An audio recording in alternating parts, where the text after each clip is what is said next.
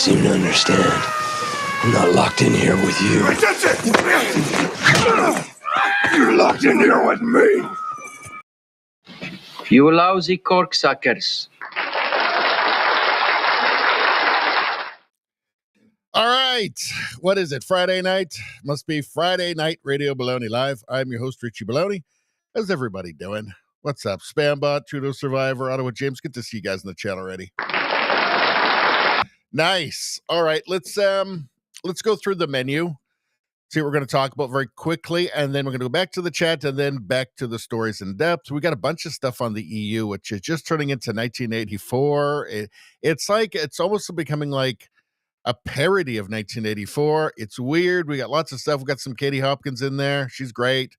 We've got Pat Condell, and I haven't seen anything from him in a while, but he's very forthright in his feelings about what's been happening to the UK. A bunch of stuff here. We got what's her name? Hold on. We've got Valentina Gomez, who's a firecracker going after Piers Morgan. I'm looking forward to watching that one. We've got a bunch of stuff. Lots and lots of stuff to do with the UK. We've got Trump talking to the UN and just letting them know they're on the wrong path. They're making some big mistakes. We have got some stuff on Somalia. We've got some stuff on Somalia here. There's Ilhan Omar saying that she only likes Somalia. That's the only thing in the world that she likes. She hates everything else. Yeah, we're going to take a look into this again, and some weird claims being made by he's a American Somalian dude. Making some strange claims. Let's see, there's Trump letting his feelings be known. Here's an Asian guy who's saying that, look, we did pretty good here. we didn't have to rip off the state for $1 billion. Yeah. So anyway, lots of stuff there to do with Somalia, the beautiful country, Somalia. We've got some Mark Carney stuff here. Now, when you had Chris D'Entremont crossing the floor to the Liberals from the Conservatives, and then you had Matt Genero deciding to quit to leave Parliament. It was like 2 months of Pierre Poilievre. Will he survive as the leader? The Conservative Party is falling apart. It's frat party. Blah blah blah blah blah. Well, Mark Carney's got his own problems here, but we don't seem to be hearing that narrative. Here's Nate Erskine-Smith, who keeps making videos about why Mark Carney is wrong about things. 2 top climate advisors quit saying Carney government is ignoring its experts. And then you've got, I thought that Stephen Gilbeau, the eco-lunatic, I thought he'd had a nice little cozy little deal worked out with Carney. Something after politics, maybe, but no, apparently he really is still a climate lunatic, and he's going after Carney as well. Not that he needs to worry. I mean, nothing's actually going to happen pipeline-wise. I think, don't we all know that? But in any case, he's having some trouble in his own cabinet, obviously, within his own party. And that's interesting, isn't it? And why are you still giving temporary foreign work permits to fast food restaurants in major urban centers? That's crazy. Michelle Rempel appears to be all out of patience with our twitchy immigration minister. Canadian immigration is completely out of control. We'll get into that. We've got the EU, which is deciding to put out some massive fine for X. They've decided to fine X for like $140 billion, some absurd amount of money, because they're not censoring enough. We'll get into that. We are going to talk a little bit about the Trump tariffs. We've got woke mind virus, of course. Turns out that a lot of virtue signalers, when it actually affects them, they're not so virtuous. We'll take a look at that. Canada land claims. This tragic comedy continues. Canadian economy. Well, I guess that's another tragic comedy as well. We'll get into that a little bit. We have far left lunatic trying to prevent Drea Humphrey from Rebel News from interviewing somebody. Of course, we will take a look at that. CBC. So $1.5 billion a year in funding. $1.5 billion. Here's a headline. Pantone's 2026 color of the year is white. Some critics say the optics aren't great. $1.5 billion a year. Carney just gave him a big raise of $150 million per year. So we'll take a look at this, and this is what you get. This is what the CBC is there for, to represent all Canadians. Let us know that the color white, like white paint, is probably racist. We have lunatics just harassing Jewish people on the streets of Canada now with their Palestinian flags, telling them to go back to their ghettos in Europe. We didn't used to have this. But I guess this is the price you have to pay to have a new voting base for Mark Carney, which I didn't agree to. I did not agree to that. Oh, hold on a second. Where the hell was I? What the hell? Hold on a second. I can't even remember what that tab was. Oh, well. I think I know what it was. Hold on a second. Sometimes I accidentally do that. I screw everything up. All right, hold on. 1 second. Where was it?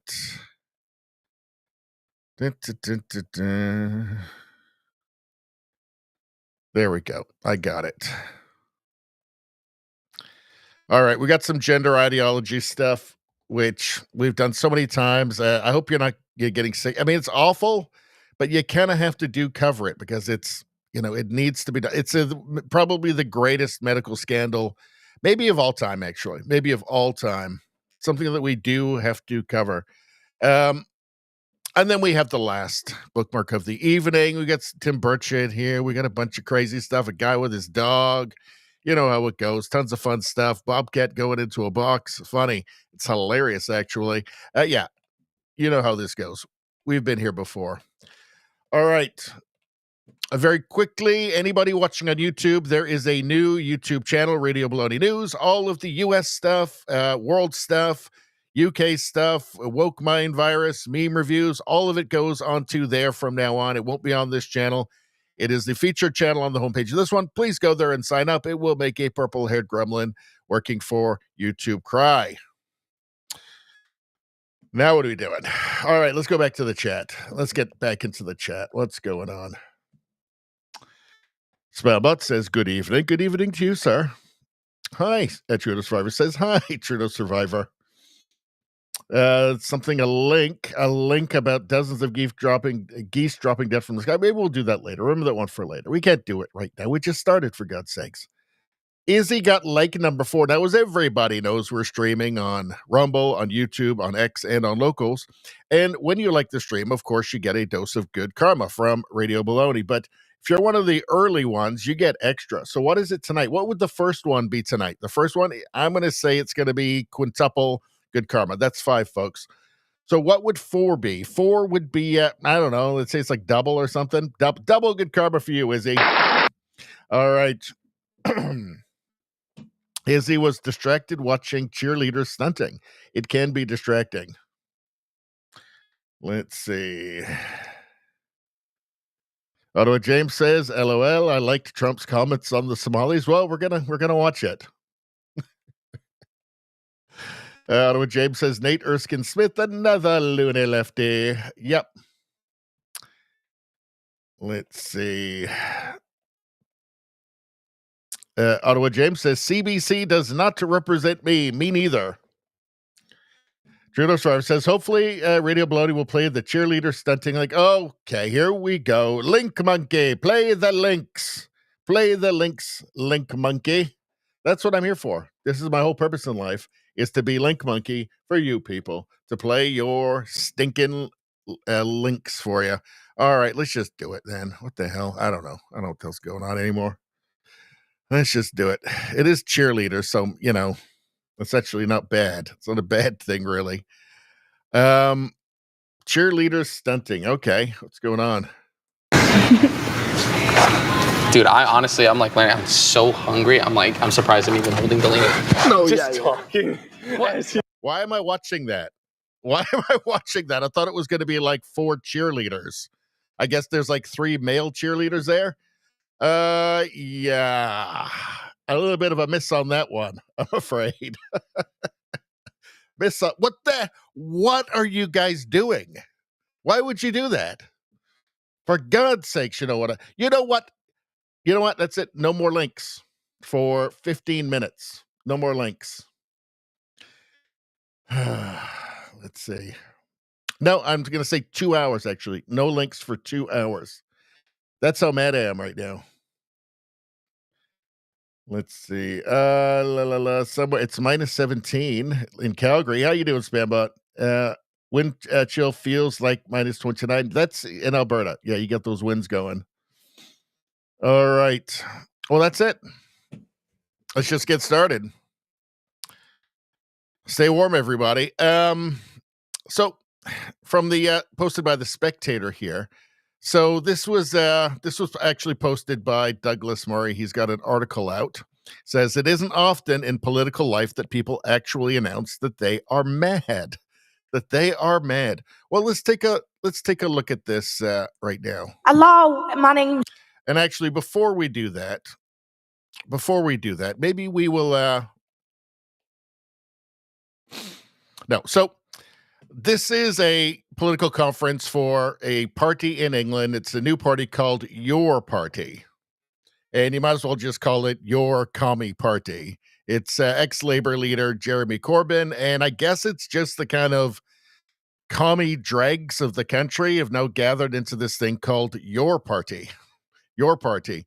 And I guess this is a fairly representative sample from Your Party. Let's take a look. Hello, my name's Mick Billy Gibson, and I'm a non-binary person. Give it up for the trans people, everybody! Well, wait a second. It says not a non-binary person, and then give it up for the trans people. But that's not trans. They're not the same thing, are they? I don't know. None of this makes sense. I'm not surprised it doesn't make sense. I wouldn't be surprised if in fact, I guarantee you, none of it makes sense to these people either. They're just saying things. Thank you, comrades, and it is an honor and a privilege. Oh, comrades, what do I always say? Get your drinks ready, get your shots, everybody. They're all Bolsheviks, every last damn one of them. Comrades. To be stood speaking on this podium today. The reason I am saying yes to socialism in this political statement is because as a trans comrade, as a disabled comrade, as a mad comrade, and a neurodivergent comrade. So as a fourth, just said mad. It's mad. So just as an insane comrade, as a neurodivergent comrade, I have to go back. So what was all, because they have to list off all of the things that are wrong with them, because those are virtues in their world. In gay race communist world, these are all virtues. Comrade, as a disabled comrade, as a mad comrade, and a neurodivergent comrade, That's a lot of crazy. She's a lot of comrade. Always struggled throughout my entire life. I've been through abuse, family problems, the works, and I've seen my neighbour next door, and we're all having problems in our social housing block, and there's moulds, disrepair, the works. Hello, my name's Mick Billy Gibson, and I'm a non-binary person. So yeah, everything's wrong with her, and she's miserable, and she lives in a terrible place, and sometimes it just kind of feels like this is an opportunity for people with, sadly, just no discernible talents to just get attention, doesn't it? And everything about this is a cry for attention. And I'm disabled, and I'm non-binary, and I'm neurodivergent, and my house sucks, and the whole thing is just a big cry for me, feel sorry for me. I'm oppressed. This is the only currency of the realm now, is oppression. It has to be. Comrades. I mean, if you're a communist, you see everything as oppressed and oppressor. So if there's something wrong with you, it has to be oppression. Has to be. It has to be the billionaires or something. It's just like the weirdest, grossest thing in the world. And I'm not talking it, this whole movement is like the grossest, weirdest thing in the world. Just totally counterproductive to human well-being, right? She has to be all of these things. She has to have all these things wrong with her for acceptance. That's how she sees it. And of course, these things are all virtues. These are all, it's the coin of the realm in these people's world. And what does Douglas Murray say here? He says, for perhaps the first time in my life, I have experienced FOMO, fear of missing out. It is strange to feel this teenage sentiment. Now I am safely in my 40s, and even odder that it should occur in relation to a party political conference in Liverpool. Yet as I sat watching videos from your party's first conference this week, there was no way to avoid the feeling that I had missed out on something big, a feeling only intensified by the likelihood that your party's first conference will also be its last. So, yeah, I mean, it would be hilarious to just actually witness something this dysfunctional and insane, where, I mean, they literally tell you that they're actually mad. They tell you that they're insane. So, yeah, I don't feel like I'm not. What are your party's chances? Well, Douglas Murray doesn't seem to think they're very good because he's saying it will also be their last. Their first conference will be their last. So I don't know, but not good. Not good. Let's hear from Katie Hopkins here. She's always good.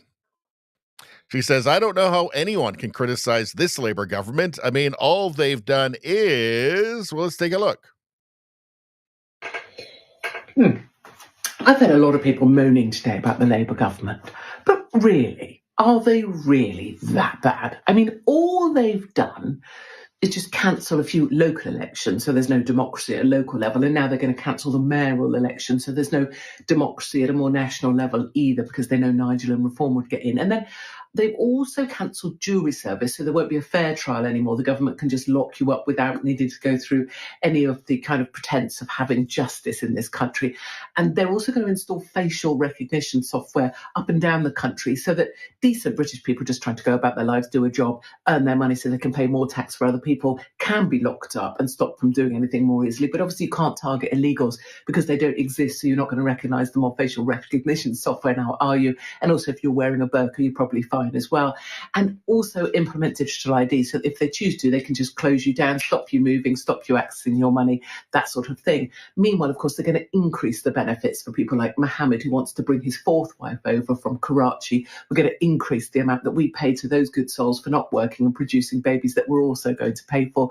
We also do have one of the highest tax penalties in the whole of Western Europe, if not the Western Hemisphere. And we're paying the most for energy compared to anybody else in Western Europe. But apart from that, let me tell you, Labour are not that bad. I mean, it could be worse. We could be living in Venezuela. We could be living in North Korea. We could be living in. We could be living in. No, it could be worse. It could, because we could be, dead. Well, yeah, I mean, she's very spirited and she's a firecracker. But the things she's talking about, even though it's, it's very humorous, are pretty serious, right? Canceling local elections, getting rid of jury trials, except for the most serious cases.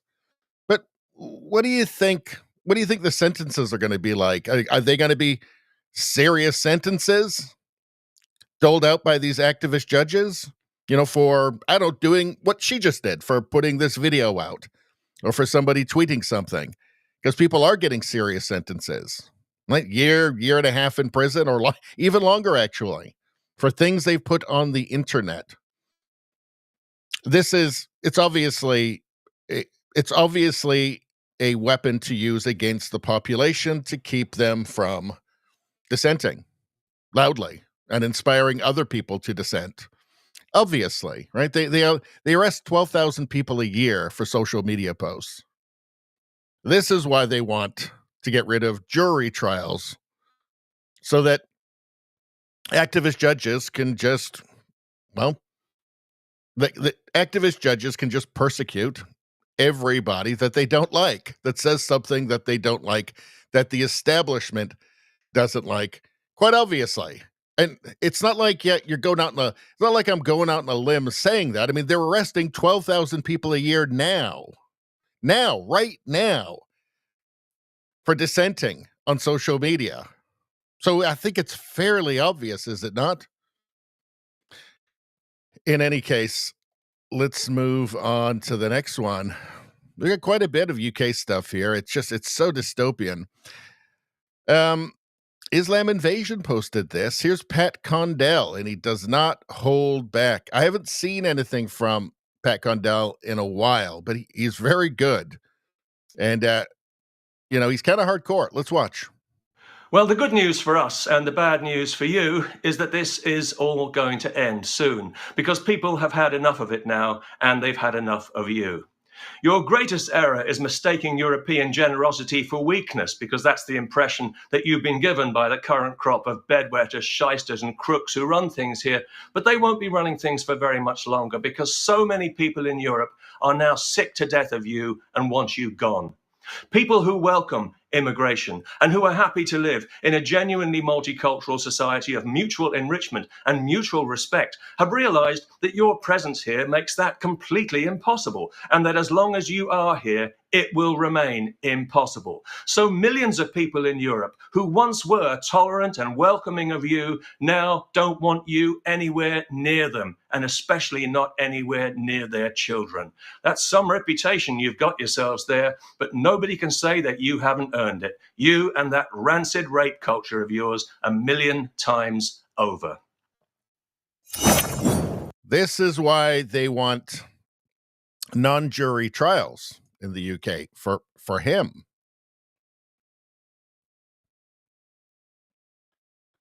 So let's watch this. So here is from British Intel. A fiery exchange as U.S. politician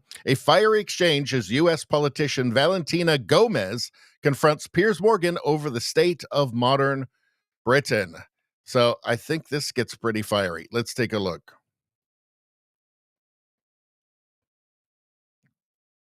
I apologize for nothing. My statements and my actions have endured the test of time. And Piers, since you cut me off, let me finish. You've been on national television for 20 years, and during that entire time, England has only gotten more Muslim.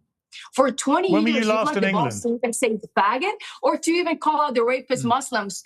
Piers, you're not uncensored. The truth is, you have been complicit with the rape of England into its submission. It's Really? not only on Keir Starmer, it's also on you, on Really? the police and the courts that have covered up for their crimes. Absolutely. And I'll say Really? what everybody else is thinking. England is better off without all the Muslims. And that goes the same way to the United States.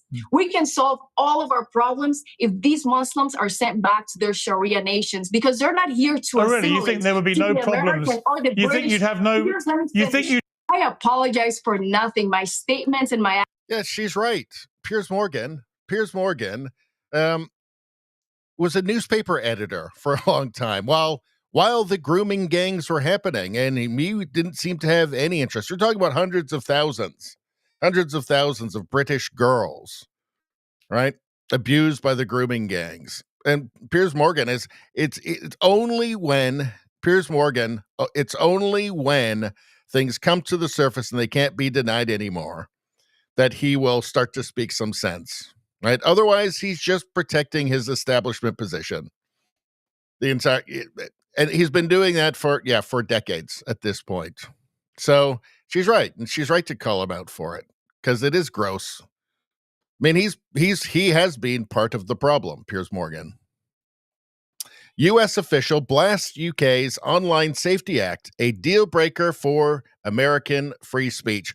Online Safety Act. It's always for your safety, right? This is why 12,000 people are being arrested for their safety, because they said naughty things on the internet.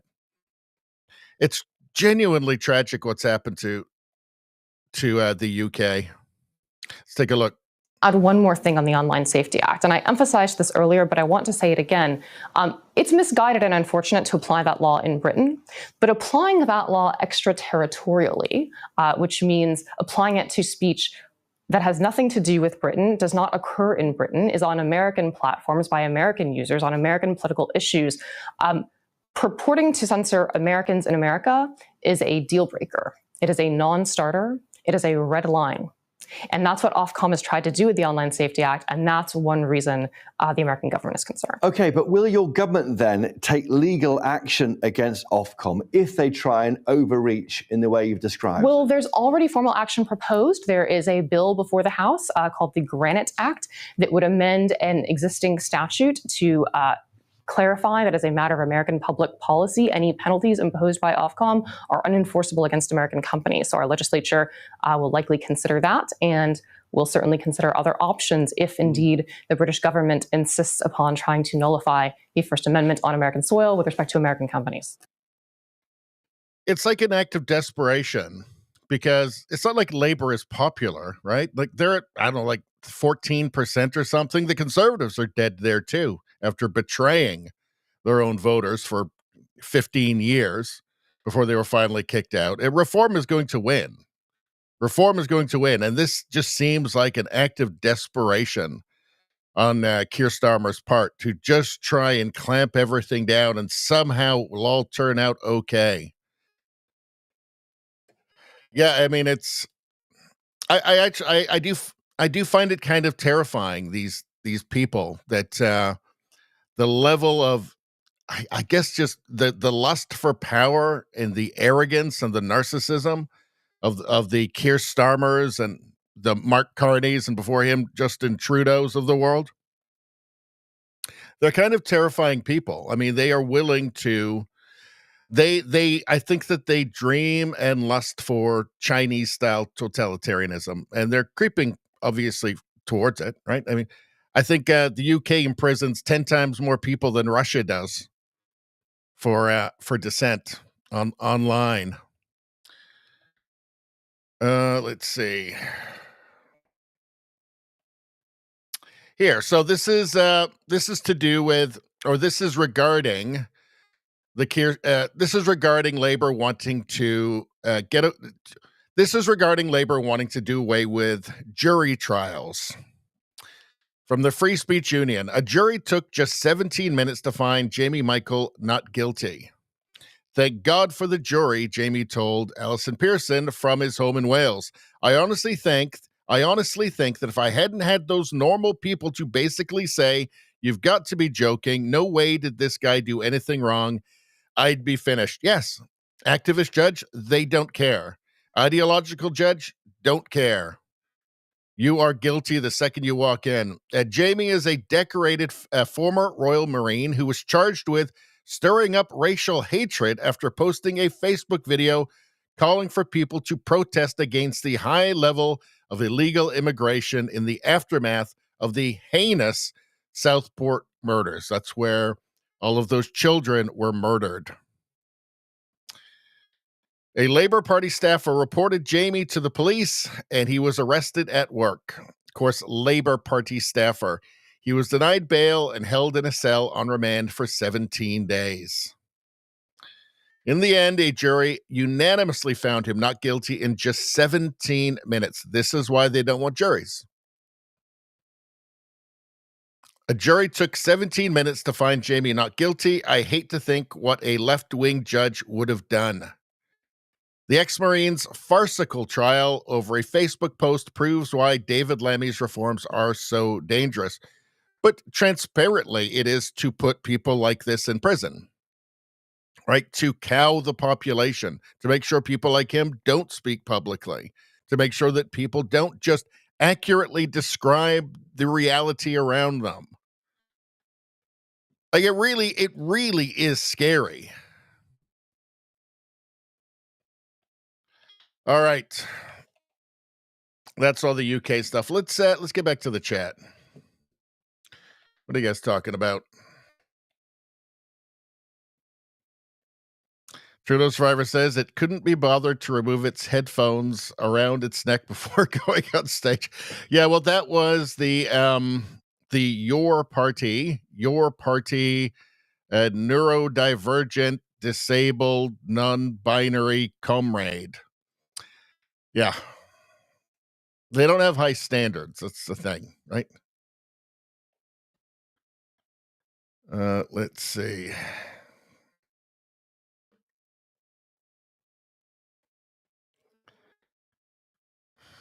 Let's see.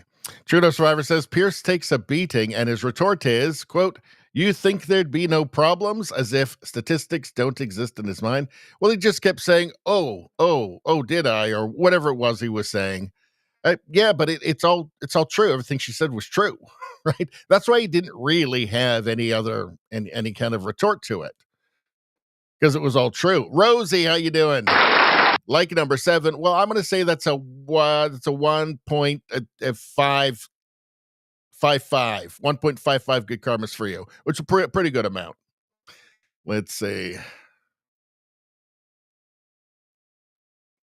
Spambot says, I liked Robbie Starbuck's suggestion on what to do about the extortion fines against X because X won't censor. Well, what did he say? Let's see. Rosie's reporting from the Baloney, East Tennessee. 41 degrees Fahrenheit. So it gets a little bit cool there, doesn't it? 5 degrees Celsius. Yeah, it gets a little cool there. Let's see. Dramus, how you doing? Good to see you.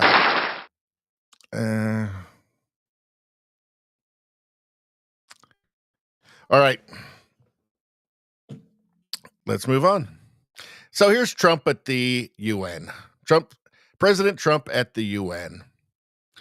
And what does he have to say here? Well, I think that he's going to tell them about maybe the whole infinite asylum seeker, refugees, immigrants thing, maybe not working out. Maybe they need to rethink that. Maybe it's a security threat. Let's take a look. According to the Council of Europe in 2024, almost 50% of inmates in German prisons were foreign nationals or migrants. In Austria, the number was 53% of the people in prisons were from places that weren't from where they are now. In Greece, the number was 54%. And in Switzerland, beautiful Switzerland, 72% of the people in prisons are from outside of Switzerland. When your prisons are filled with so-called asylum seekers who repaid kindness, and that's what they did. They repaid kindness with crime. It's time to end the failed experiment of open borders. You have to end it now. According to the Council of Europe in 20... You know, when he puts these numbers out, there's always some leftist who's going to say, it's not 78% of foreigners in their prisons. It's only 69%. As if somehow that's like better. Like, I think sometimes he exaggerates a little bit so that it'll get corrected, but then people will see the correction and go, oh, but that's still really bad. That's still really terrible. Yeah. And why would you want to do all of that? And I think this is a sentiment that, you know, an increasing number of Europeans are agreeing with, as they're putting up the barriers around their, you know, Christmas festivals so they don't get run over. Let's see. Gad said, well, this is part of the Somali. We'll wait till we get to the Somali thing. I think we looked at this, didn't we? We looked at this on what is it today? Friday. We looked at that on Tuesday, I think, didn't we? All right. Actually, we've got Somalia here. All right. So Ilhan Omar. All right. So she's, I guess, the queen of Somalia, but in the United States. She says, I am here to protect the interests of Somalia from within the U.S. system. Well, Congress people aren't really supposed to protect other countries, are they? That much? Well, let's take a look. Annaga haddii aan nahay dad Soomaali ah, waxaan nahay dad isjecel. Waa laga yaabaa meelaha qaarkood inaan isku xagxaganno, laakiin haddii runtii ay imaato waxaan nahay. There are areas of friction that led us to kill each other. But in reality, we're an organized society. Well, to pull off $1 billion in fraud, you've got to be, you've got to have some organization. dad isku tashto, dad walaalo ah, dad dhiig lah, dad isku og inay Soomaali yihiin, inay Muslim yihiin. People who know they are Somalians first. Oo iyagana isku hiiliya dadka walaalahooda. Muslims second, who protect one another, come to each other. Where's Americans in this? U hiiliya. Marka daraad markii ayaan dhexdaas markii aan maqalnay in qaar Soomaali ah ama Soomaali sheegato in Ethiopia ay la galeen. It's kind of all you really need to know, right? It's a clannish society. It's a clannish culture. It's a very tribal culture and an honor culture. And your honor is bound up within the tribe. And so it's not a big surprise that they just form a colony. And they're just about, these Ilhan Omar is all about Somalia. That's her thing. Somalia is great. Never done anything wrong in her mind. Where United States, awful, evil place. Somalia, great. Let's see.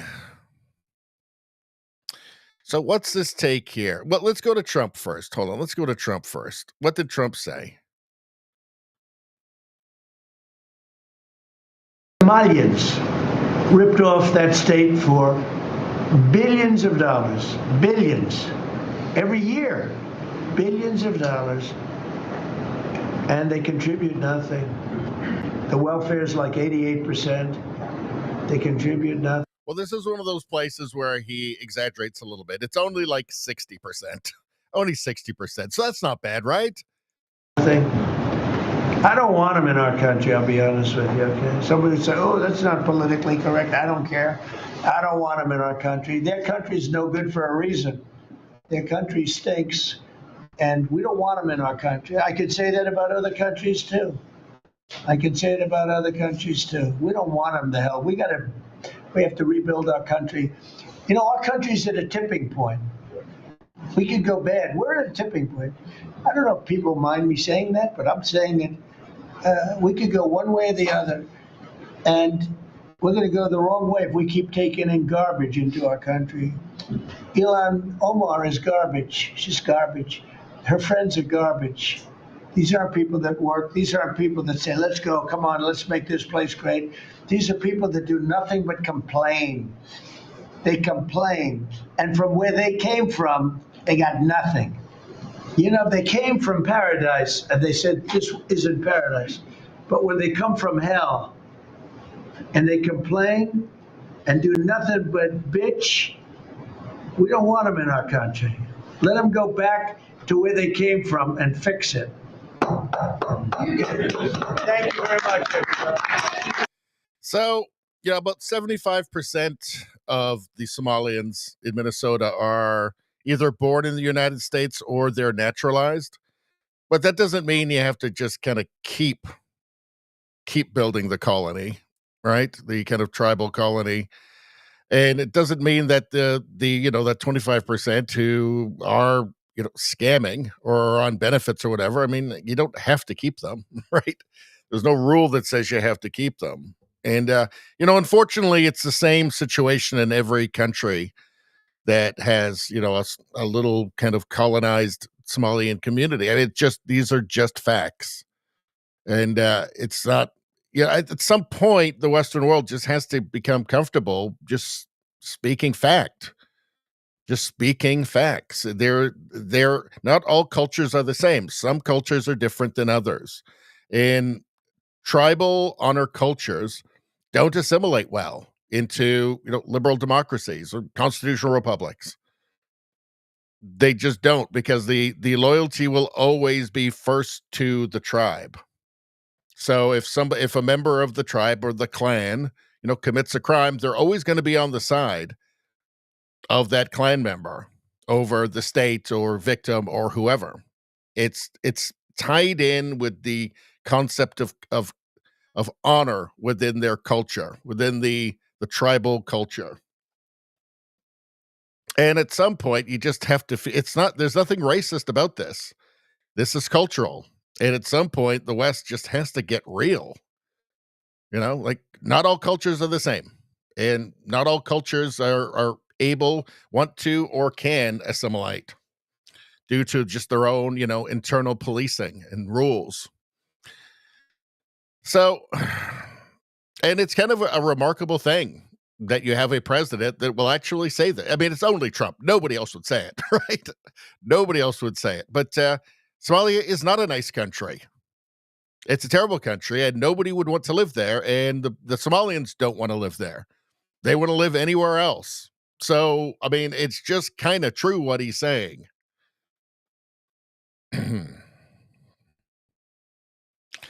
What's this guy saying? American Papa Bear says, this has to be one of the most ridiculous takes I've ever heard. It's literally just flat out lies.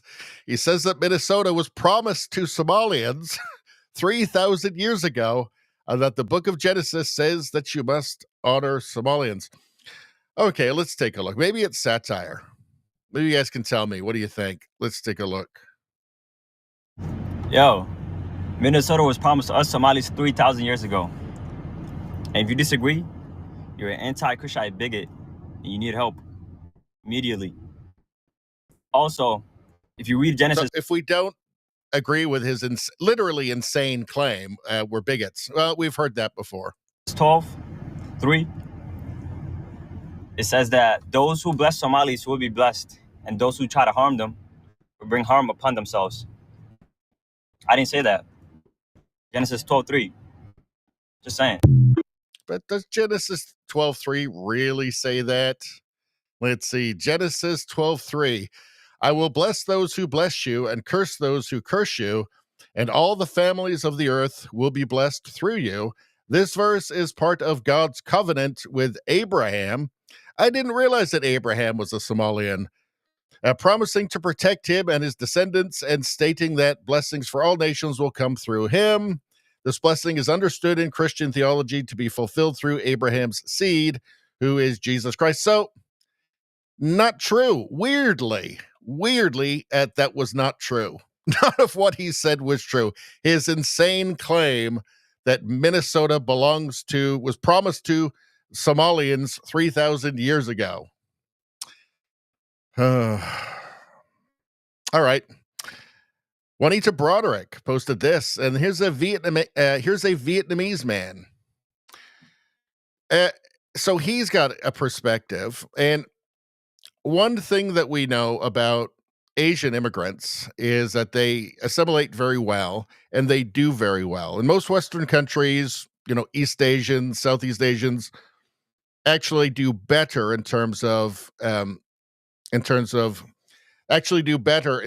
wealth, education. They have very low crime rates. And then the white populations, they do very, very well somehow. It almost makes you think that perhaps the West isn't racist. The United States, Canada, UK, these aren't horribly bigoted places. In fact, when you know that, you'd have to think that they're not at all, actually. But let's hear this guy. Since when the fuck did we have to bow down to certain communities? Look, I'm Asian. I'm Vietnamese, okay? When we have our own communities, too, and our communities thriving. We have businesses. We've been here only, less than 50 years after the 1975. Our communities are thriving throughout the United States. If you look at our numbers, there's only about 2 million of us here in the United States. And out of that 2 million people that we have, majority of us have businesses, scientists, engineers, doctors, bright mind people that given back to this country more than we've taken. And we have never asked anybody to bow down or speak our language. Okay? Since when the fuck this stupid ass mayor of the little pirate motherfucking land pirate Somalian in Minnesota have to speak their language and apologizing for those motherfucking crook-ass pirates? Since when we have to do that? This is just a fucking crook, and he's a Jewish dude. What a shame. What a shame. What the fuck's wrong with him? Mind virus. idea pathogen, maybe just power hungry, will literally say anything for power. But yes, he's quite right. Vietnamese people do great wherever they go, right? He's in the United States and he's doing great. Now, that wouldn't be possible in an actual racist society, right? In a white supremacist society. It just wouldn't be allowed, right? So it's clearly not that. There's clearly no systemic racism that's affected him and his community. So it's not that. So what is it? What is it? What might affect the way that a community, what might affect a community's success in an adopted country? Well, it's obviously culture, right? It's obviously culture. If you have a culture that is easily assimilatable, right, and that has values that work in a liberal democracy or constitutional republic, you'll do fine. Those people will do just fine. That culture will do just fine. And they'll take the things from the new culture that they like, and then because they're productive and because they're productive and nice, not trying to kill everybody all the time, people will like them. The host nation will like them, and they'll grab things from them that they like, and everything will kind of work out. But it really comes down to culture, doesn't it? It's amazing that there's whole academic disciplines devoted to disproving reality, that in fact it is culture. Culture is everything. There's whole disciplines devoted to this. Like just the entire humanities now is devoted to just tricking people into believing a lie. Systemic racism, white supremacy, blah, blah, blah, blah, blah. Even though every metric, every fact proves that wrong. Every accurate description of reality stands against it. Somalians living in Minnesota say they all prefer Sharia law over the U.S. laws. Well, there's that culture again. Neighborhood of Minneapolis. Do you feel more comfortable living under American law, or do you feel more comfortable living under Sharia law? Sharia law. I'm a Muslim. I prefer Sharia law. Sharia law, yes. You prefer Sharia law over American law? Of course, yeah. Of course, yeah. And do you find most of your friends feel the same way? Yeah, of course. If you're Muslim, yeah. He can make his daughter marry somebody. Yeah, he can. Yeah, he can. He has the authority, The authority to do that. Yeah, to do that. Yeah. So here, how young do you think it's okay? Yeah, 15. Is it right to kill somebody who insults Muhammad? Yeah, because she is just, she had the religion, I understand. But she shouldn't pick up the prophet, So you understand why people would want to attack her? Yeah. If you had a choice, would you rather live here or would you rather live in the Muslim country? I'd rather live in a Muslim country with my people. Would you prefer to live in America or prefer to live in Somalia? For me, I think it's Somalia. I would rather live in Somalia. I'm not Americanized. I just speak fluent, and I'm articulate, and I can articulate what I'm trying to say. You know what I mean? That's about it. But other than that, do we know what he means? Do we know what he means? I don't think I know what he means. I mean, as far as my culture and my preferences and everything, it's still Somali. You know what I mean? Even though here you have all the freedom and stuff like that. And even though I have all the freedom, I think life might be better in Somalia than here. Because now you have the freedom of it of practicing your religion while working and doing your other things. Maybe he's just saving up enough money to buy a speedboat so he can start up his small piracy business on the Somalian coast. Who knows? Let's see. Well. Guess who introduced the bill that Somalians in Minnesota used to steal $1 billion from American taxpayers? The Meals Act, Modifying Essential Access to Lunch for Students Act. Why, no other than Ilhan Omar, of course. Want to bet she was part of the scam? Now, this is going to be something that makes people not like your community. So, modifying essential access to lunch for students. Stealing $1 billion that was supposed to go to lunch for kids. Like, I've never heard of the Vietnamese doing this, right? Let's see, Grimsey. Oh, Tampon Timmy, you don't get to clutch your purse. Well, let's hear this guy. Oh no, that boy Tampon Timmy is mad. You okay with the president calling our neighbors garbage? You talking about the Somali butt pirate fraudster stealing money? Yeah. Are you okay with him referring to Minnesota as a hellhole, unfactually untrue? In the words of Chip, yeah. Yes. I think that fits it pretty well, yes. This creates danger. And I'll tell you what, in my time on this, I'd never seen this before. People driving by my house and using the R word in front of people. That's because you're a retard, Timmy. There's no way around this shit. You're a retard. You allowed your city to go to shit and turned a blind eye to these Somali fraudsters stealing millions and millions of dollars. So not only are you a retard, Tampon Timmy, you a blind retard. You can't see. This is shameful. And I have yet to see an elected official, a Republican elected official, say, you're right, that's shameful. He should not say it. Usa. I said I wasn't going to get mad, but I lied. What the fuck are you talking about, Tim? The Democrat Party is calling people Nazis, bigots, racists, Hitlers, wishing death on Republican kids. And bitch, you want us to be mad about the word retard? I said I was going to get more family friendly on here. Can't do it. Eat a dick, retard. How about that? So look, I'm worried. We know how these things go. They start with taunts, they turn to violence. So you know why you know how this goes? Because y'all fucking do it and get people killed. Woosah. What I'm trying to say here, Tim, don't clutch your purse now. It's much too late for that, Timmy. I want you to keep that same campaign energy. You know, when you was running your dick suckers and talking in white guy code. Don't bitch up now. Be who you are, you little retard, you. Tampon Timmy! If you want us to stop calling you a retard, you should probably stop acting like a retard.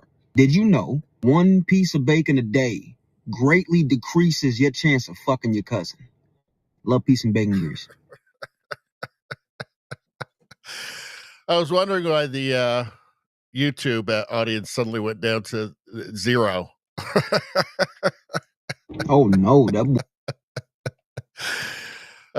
Yeah. So, yeah, Tim. Also, any leftists talking about words leading to violence? I think we've had enough of that, right? I think we've had enough of that. I don't think they get to say that anymore. Let's see. U.S. Ministry of Truth. This misinformation about Somalian immigrants is severely harmful. To combat this, we've prepared a list of the important contributions Somalians have made in America. Well, I don't know, maybe to be fair, we should see, it's just occurring to me now, maybe we should see, look up some Somalian inventions. Let's do it. Fact check.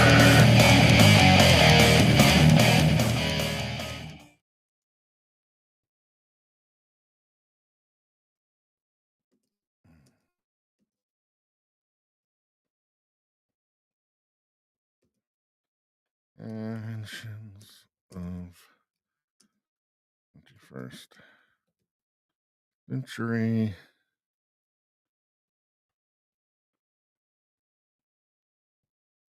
Here we go.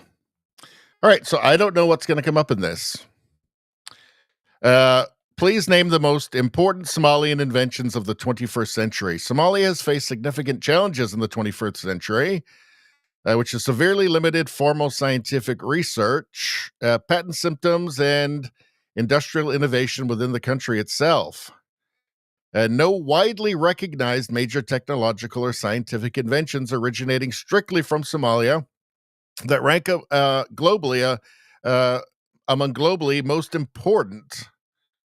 Let's see. Members of the Somali diaspora, Somalians living abroad, and Somali entrepreneurs operating in difficult conditions have made notable practical innovations, especially in fintech and mobile money, which have had outsized impact in Somalia and East Africa. Here are the most significant ones commonly associated with Somali-led innovation of the 21st century.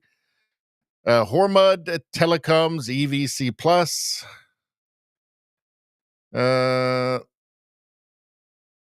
One of the earliest and most successful mobile money systems in Africa. Okay, so there's something. Okay, that was born out of necessity, but good for them. Let's see, Zad, the first Islamic compliant mobile money service in the world. It's not that impressive. Sasha Pay. So this is just okay. Somali-funded international remittance and payment platforms designed to reduce the high cost of sending money to Somalia. So So this is all born of necessity. So remittance, so you can send money back from wherever to Somalia. I'm guessing there might have been some outside help with this stuff. I'm just going to go ahead and guess. How about okay? What about the most important Somali inventions ever? All right, let's see what he has to say about this. All right. Pre-20th century, historically undisputed, Somali camel constellation. Somalis developed one of the world's oldest known indigenous star lore systems, specifically built around the camel. A chain of stars was used for precise seasonal navigation in the desert. Okay, it's not really much use these days. Somali camel saddle. Well, I mean, if that's the second one, it's not that impressive. So the second one is a saddle for camels. That's the second biggest invention. Okay. Let's see. Frankincense and mere domestication and export system. Okay, well, I guess not bad. Let's see. Somali shipbuilding tradition, sewn plank, bedden boat is one of the oldest. Okay, but anything. So as far as I can tell, the biggest one is a saddle for a camel. So I don't know. It's not that impressive, quite frankly. All right. So there we have it. The case for Somalians. All right. Let's go back to the chat for a second.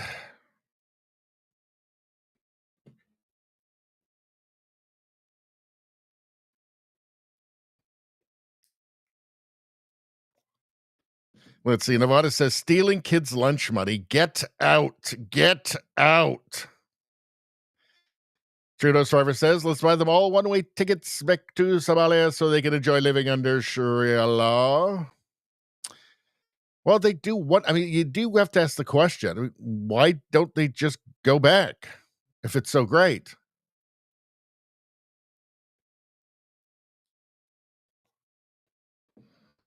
Let's see. Nevada says billions. It was billions. Streamer says, wow, I walk in at the best moments. I think that was that guy having that rant.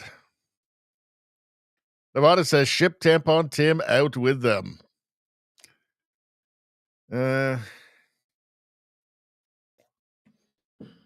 Let's see. Nevada says that he loves bacon. I love bacon too. Bacon's fantastic. Spambot says, I think they invented the best government-run piracy on the oceans. Absolutely. I mean, they kind of filled the void there, right? After everybody else stopped doing it. Let's see.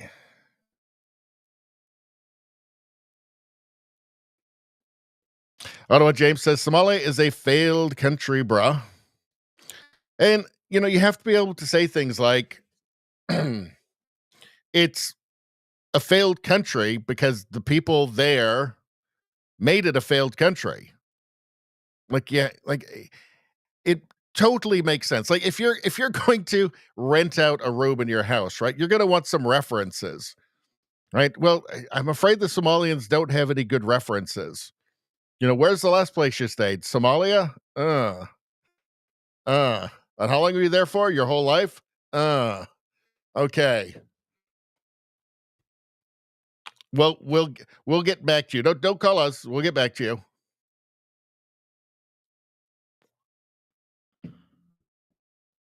Let's see.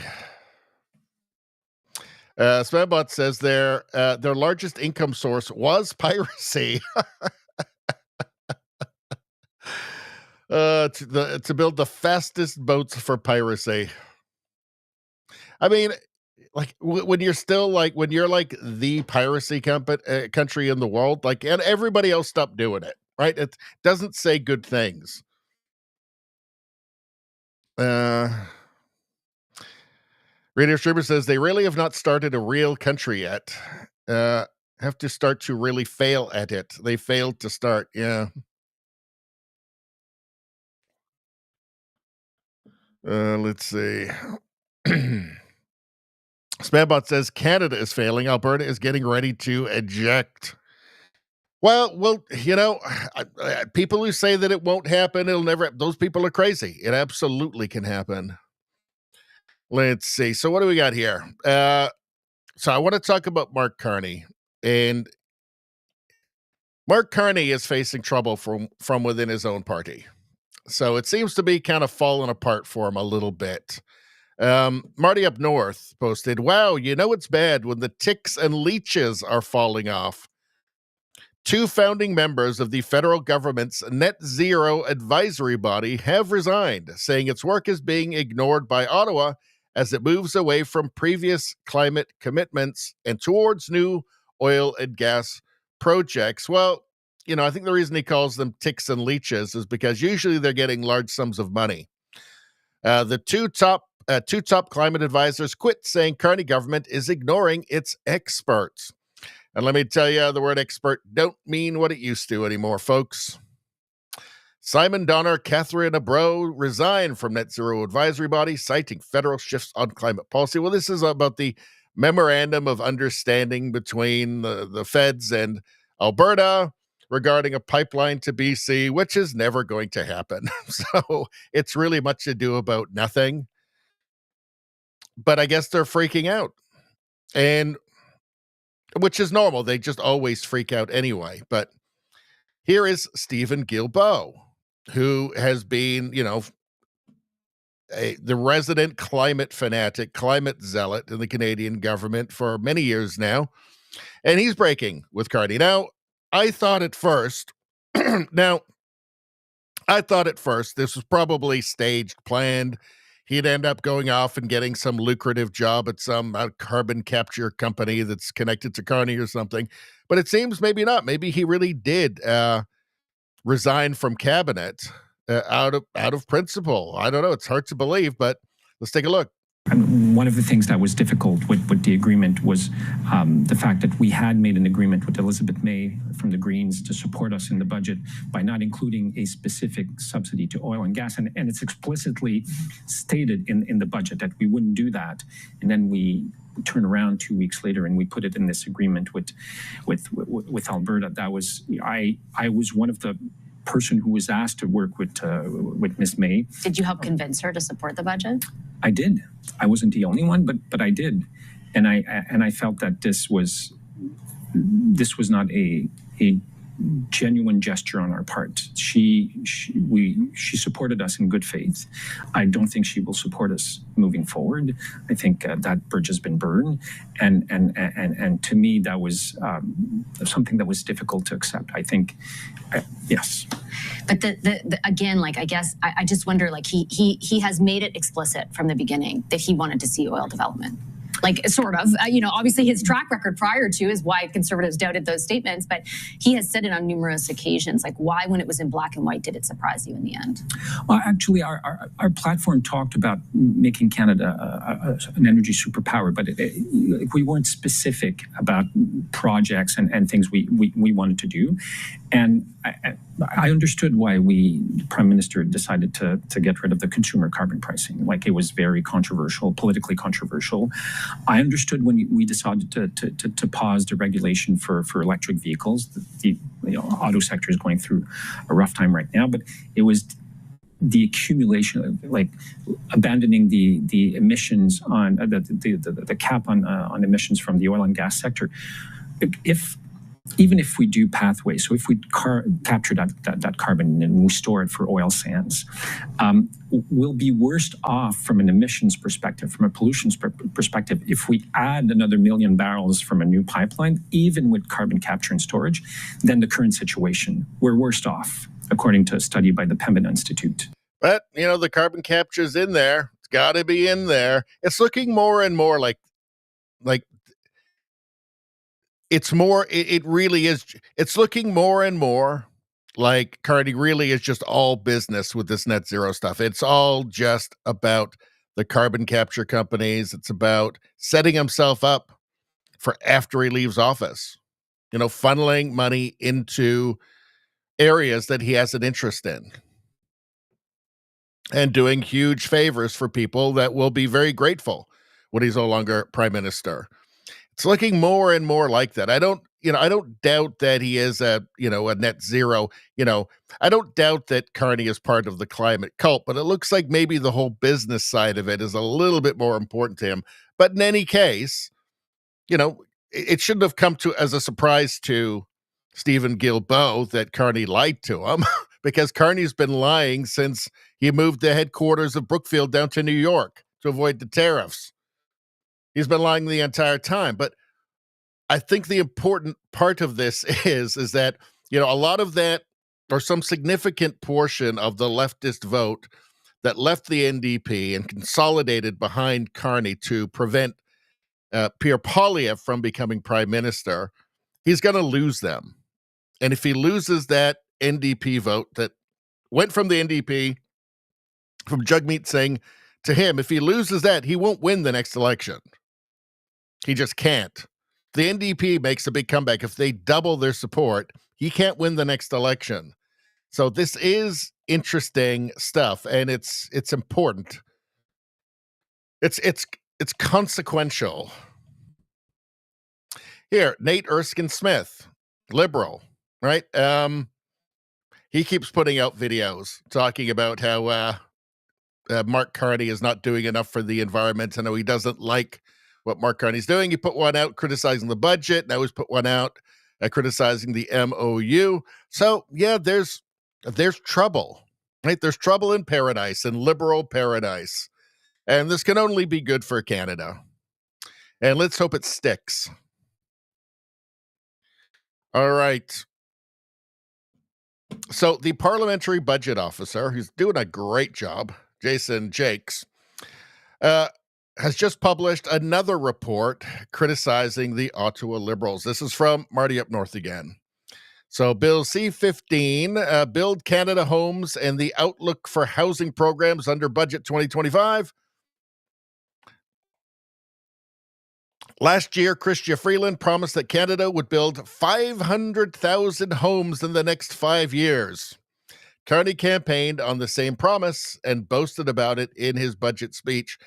Even that is nowhere near enough because they're bringing in 400,000 new permanent residents a year under Carney, which is, almost double what it was under Harper before Trudeau, right? I mean, this whole narrative that he's getting immigration under control is a complete joke and a lie. The PBO analyzed the data as well as the CMHC's predictions and concluded that at best, Ottawa could build 25,713 homes in the next 5 years at the cost of, I don't know, like $5 billion or something. Let's see. Total 25,713 total new units. 6,000 for affordable, very low income households. So I get probably just people that are going to show up, this is probably for just immigrants, refugees.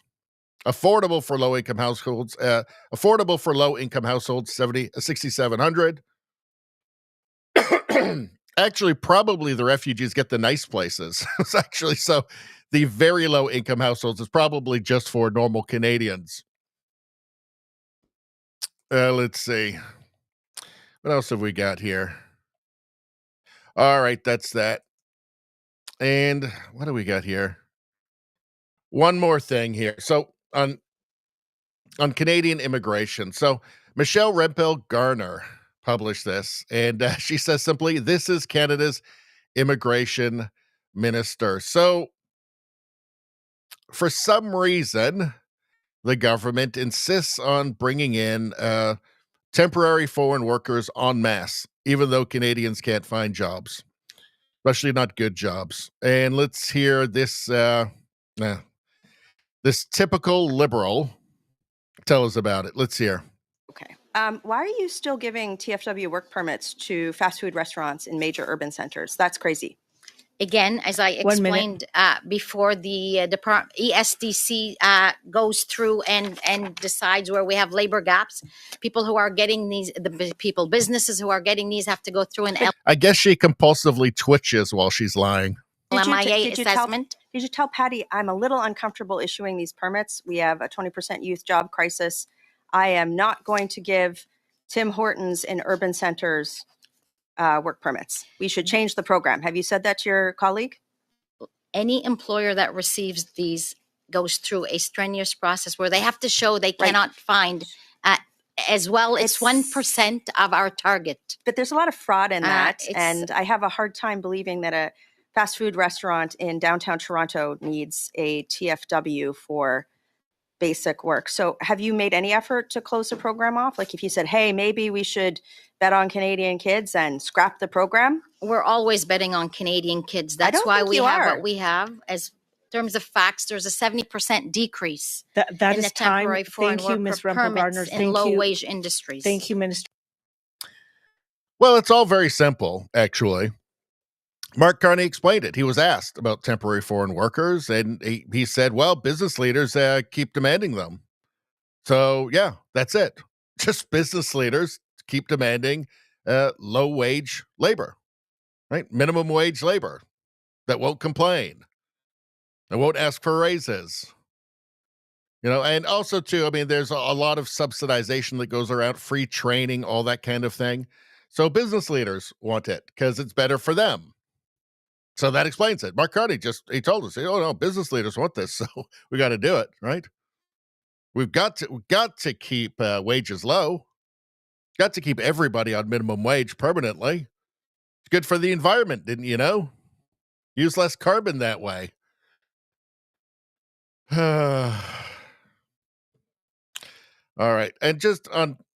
If that wasn't enough, you can, if that wasn't enough, okay, Bruce McGonigal posted this. You can become a Canadian citizen by clicking on one box online during a virtual ceremony. Virtual ceremony. This allows people who no longer live in Canada but applied for citizenship to instantly become a citizen. Once they become citizens, they can vote from wherever overseas they request a ballot and have that vote counted in whatever riding they claim they last lived in. It's also handy for flying in when you need healthcare, very expensive healthcare, and then flying back home again afterwards. Let's take a look. My colleague asked why she was allowing one-click citizenship ceremonies, which, to repeat a famous line in the House, we found on your website. People get their citizenship by doing a virtual ceremony and clicking a box. That's what we're talking about here. This is she I cannot believe she's still the minister. Will she end one-click virtual citizenship ceremonies? Virtual citizenship ceremony were started during the time of the pandemic. We all know during COVID. So what? It shouldn't have started then. It never should have started in the first place. As if that's like some answer, like, oh, that's a gotcha right there. Well, it was started during the pandemic. So you shouldn't have done it then.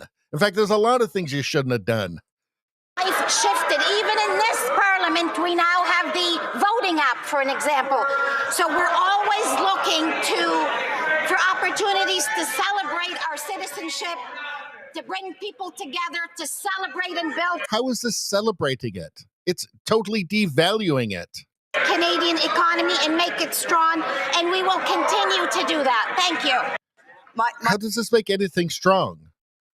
I mean, it seems fairly obvious. They've got the app at the airport, the refugee app at the asylum app at the airport. You just press one button and you're just in the country. You don't even have to see anybody. You don't have to see anybody actually physically. You just press a button and you're in, and they just disappear for the rest of your life. It seems fairly obvious that leftists all over the world, across Western civilization, are trying to create a permanent underclass that will vote for them forever, whose interest will be in voting for the leftists who will just give them free stuff. Are the people that are just pressing one button from India or China or wherever and becoming Canadian citizens over there without even being here? Who are they going to vote for? I doubt they're going to end up voting for conservatives ever. It all seems fairly obvious to me, incredibly corrupt and just civilizationally suicidal. For what? For what? For the ambitions of petty, small people. For the ambitions of the worst amongst us. It's really frustrating, isn't it? Really frustrating. Let's see. Dan Mazier says conservatives launched an. Dan Mazier posted this. MP. Conservatives launched an investigation at the Health Committee into how the Liberal government's immigration policies are impacting Canada's healthcare system. Here's what we uncovered. Let's see. According to the College of Physicians and Surgeons, 13,000 internationally trained physicians are currently in Canada, but not working as doctors. Why do the Liberals keep saying record immigration is the only way to fix healthcare if they failed the doctors already here? Maybe it's if the doctors can work as doctors instead of Uber drivers, they'll be less likely to vote Liberal. Because I don't know, like taxes, for instance, something like that.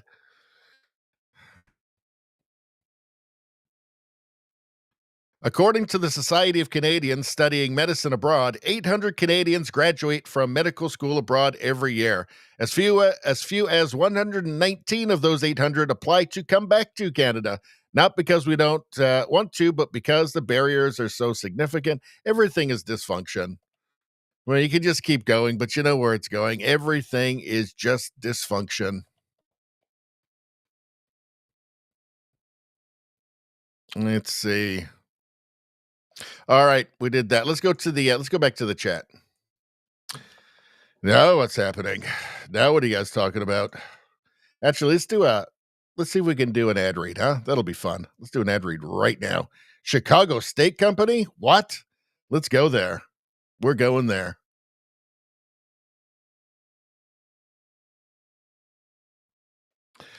What do you give someone who already has everything? Yeah, give them the sizzle. Chicago Steak Company. Head to mychicagosteak.com, code Santa299. We're talking to the top 2% of the top 2% of beef in America. USDA Prime and Premium Angus, hand cut by master butchers, which is the best kind of butchers, by the way. The kind of marbling that hits a screaming hot pan and fills the whole house with that smell. You know the one. My mouth is watering right now. Right now, spend $229 on any holiday order, and they'll send you 6 free petite ribeyes plus free shipping. That's $240 in premium steak for free. And the presentation, these arrive in a gift box packed with dry ice, which is the best way to get the gift box, by the way. Opening it feels like Christmas morning. This isn't just another sweater. This is a dinner that becomes a memory. mychicagosteak.com. mychicagosteak.com. Promo code Santa229. That's SANTA 229. Eat like a man.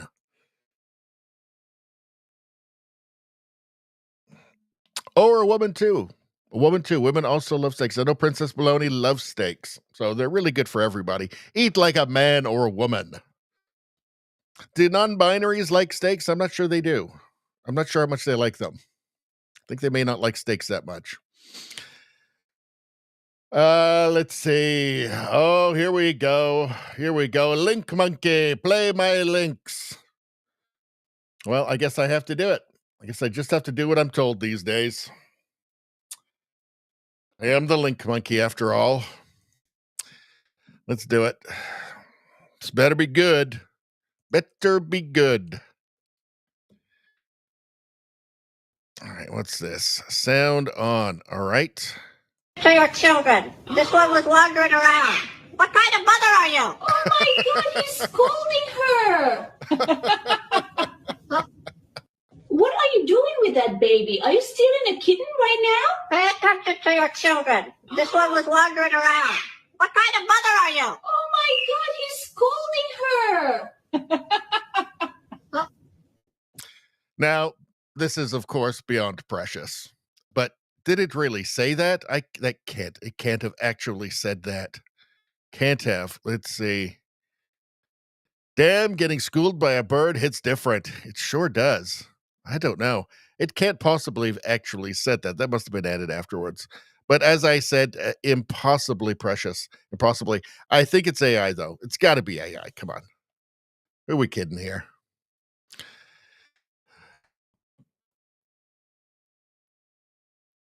I suppose that link was fine. Let's see.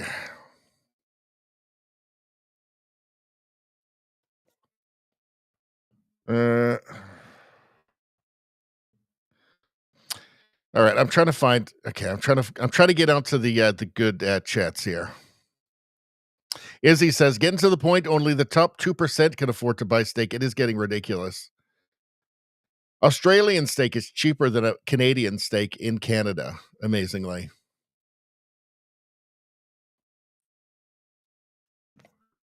Rosie says, that is scary. Any male doctor as an Uber driver. Men already do not take directions well. Male doctors take directions from no one. No one. She's right. Somebody get on top of that right away. Let's see. Radio Streamer says, well, no commie hate, but hold on. No commie hate, but that smell is anti-commie simply because it's not dog meat from a wet market.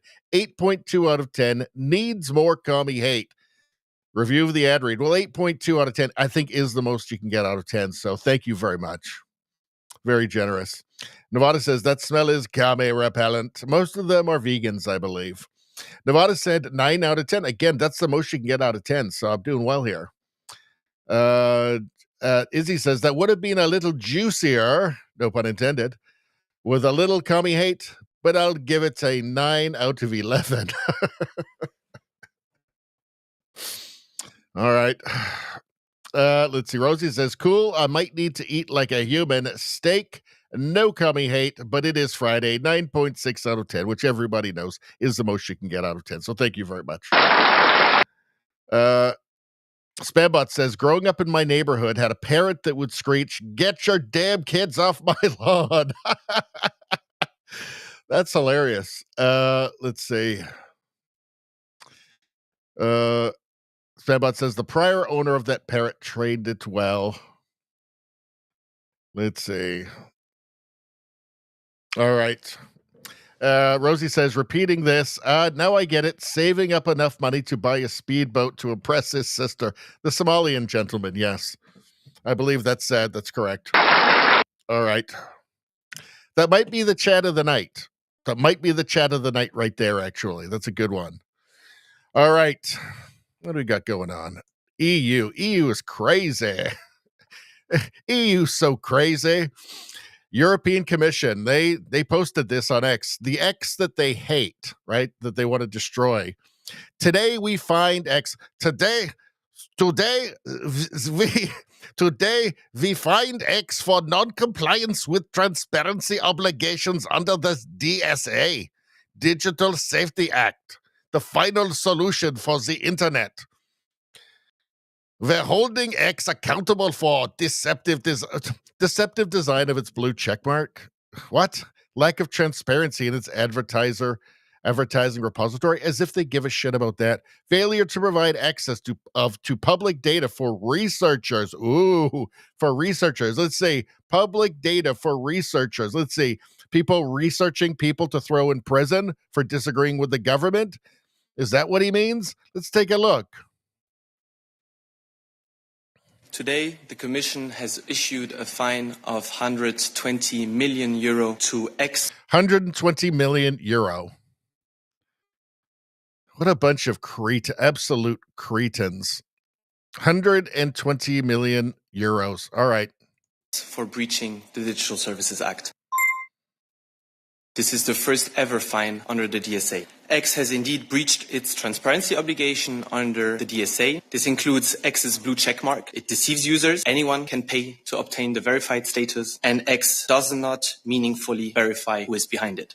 It also includes X advertising repository, which does not work properly, and X doesn't provide effective data access for researchers. Data access for researchers. Yeah.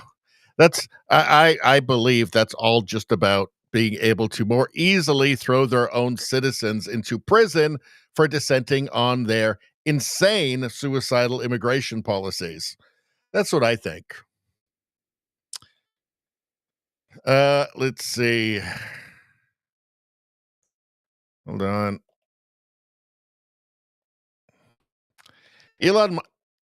Hold on. Elon Musk says bullshit. Well, I think he knows what he's talking about. He owns X. I think he knows what he's talking about. So he says that they just want to censor everybody, anybody who disagrees with them, particularly on their, again, suicidal immigration policies. Rabbit hole. Europe simultaneously wants America to subsidize its defense while targeting American companies over free speech. Maybe America should defund Europe until you guys get your house in order and align your speech values with the First Amendment. Let's see. Michael Schellenberger says, you say it's not about censorship, content moderation, but it is. You want to censor who gets verified, and you want X to give government-picked researchers special access to data so they can demand censorship. The Twitter files revealed your censorship by proxy scam. Well, they're not going to give up. They're desperate, by the way. Like Germany, the AfD, if they are left, unmolested by the establishment, they will become the ruling party in Germany, and they will stop their insane globalist plans. So yeah, they've been at this, and they're not going to give up. It all feels very desperate, doesn't it? All right, let's what does this say? European Commission, you need to censor your platform, saying that to X. X is just middle finger. Nope, not doing it. What do we have under here? Yeah, Afghan stabs German teacher 6 times. Court drops attempted murder charge because he walked away. 29-year-old Afghan migrant brutally stabbed a 27-year-old German teacher in broad daylight in a random attack that left her permanently traumatized and afraid to walk alone. It's just, the German court refused to convict him of attempted murder. Why? Because he stopped, because he ran. Because under a twisted legal doctrine, that counts as a voluntary withdrawal from the crime, even though he left her bleeding in the street, offering no help, no remorse, and no explanation. The verdict, 6 years in prison, and the charge of attempted murder quietly dropped. This is why they want censorship. This is why. Because this is just every day somewhere in Europe. Every day. Afghan stabs German teacher 6 times. Every day in Europe, it's this story. All right. What's going on here? So there's a lot of talk about the USMCA, or CUSMA, as it's called in Canada, the free trade deal between US, Canada, Mexico. And will it survive? It's coming up for review in 2026. And there's a lot of talk about how Trump is just going to not renew it when it's time to renew it. Now, will that happen? I don't know. I think it might be smarter at this point for Canada to just have a deal between the US and Canada and just forget about Mexico. Do we really need that? It seems like it might be. I mean, if that is a better path for Canada, I know globalists would hate that, but if it's a better path for Canada, I mean, why not? Maybe it is. Let's take a listen here. This is President and CEO of the Business Council of Canada.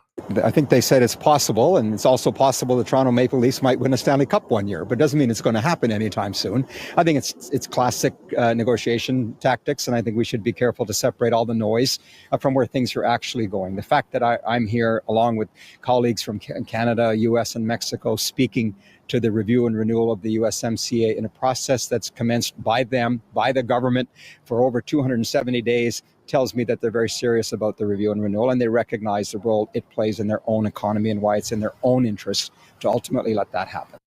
I think that. Well, I think we all know by now that Trump is going to do what Trump wants, regardless of what this guy says, right? So maybe it's a better road for Canada. I personally would like to see greater integration and just like no tariffs and Fortress North America. Europe's falling apart. We should have absolutely zero interest in integrating any closer with Europe. I mean, sure, we'll sell them natural gas and coal and oil. Sure, that's fine. But in terms of, being politically close, Europe is falling apart. I mean, it's just this crumbling edifice. We should have absolutely nothing to do with it. The largest economy in Europe is Germany, and it's rapidly deindustrializing itself through its own stupidity. Right? Actually, it's the kind of stupidity that Mark Carney loves, by the way. But yeah, I'd like to see Fortress North America, a greater integration between the U.S. and Canada. It would make both countries stronger. Is that a possibility? I don't know. But maybe Canada would be better off just dealing directly with the U.S. and just, do we really need to have this trilateral agreement? I'm not sure that we do. All right. What's going on here?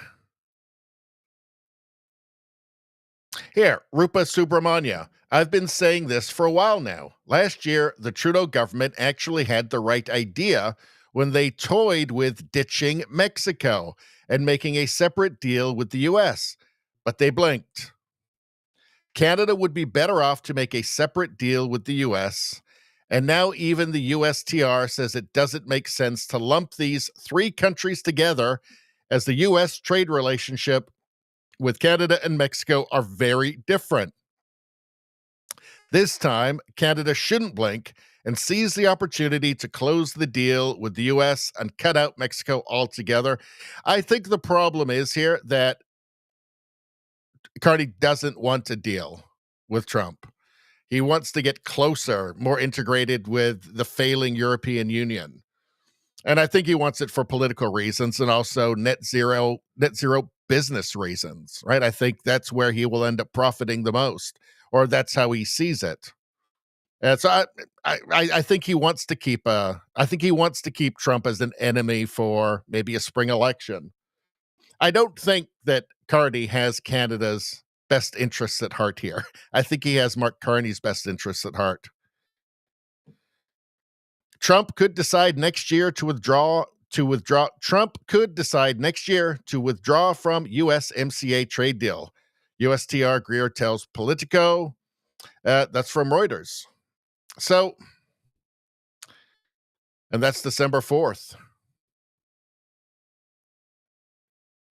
And here's Rupa Subramanya saying this back on August 6th. We should cut Mexico from USMCA and just make it a US-Canada agreement. Let's go back to the original idea of Canada-US free trade agreement that Mulroney negotiated with Reagan. The third amigo from a poor third world country is pulling us down. So she was ahead on this. And I think she's making a lot of sense. Why do we need that? Why do we need that complication? I mean, again, Mark Carney would have to want to deal, and I'm not sure that that's the case. All right.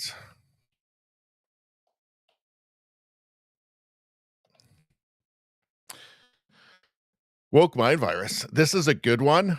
We're going to go to the chat first, though, and then we'll get to it. Also, very quickly, YouTubers, don't worry on Rumble. Everything's going to the same place. New channel, Radio Baloney News. All the world news, U.S. news, meme reviews, all that stuff is going here now. So please subscribe to that channel. And because the algorithm is not going to help me out. So it's up to you guys. All right. What are you guys talking about? Oh, I wanted to ask you guys. I forgot. How did the raid go last time? I know the first time with Black Hitler didn't go very well.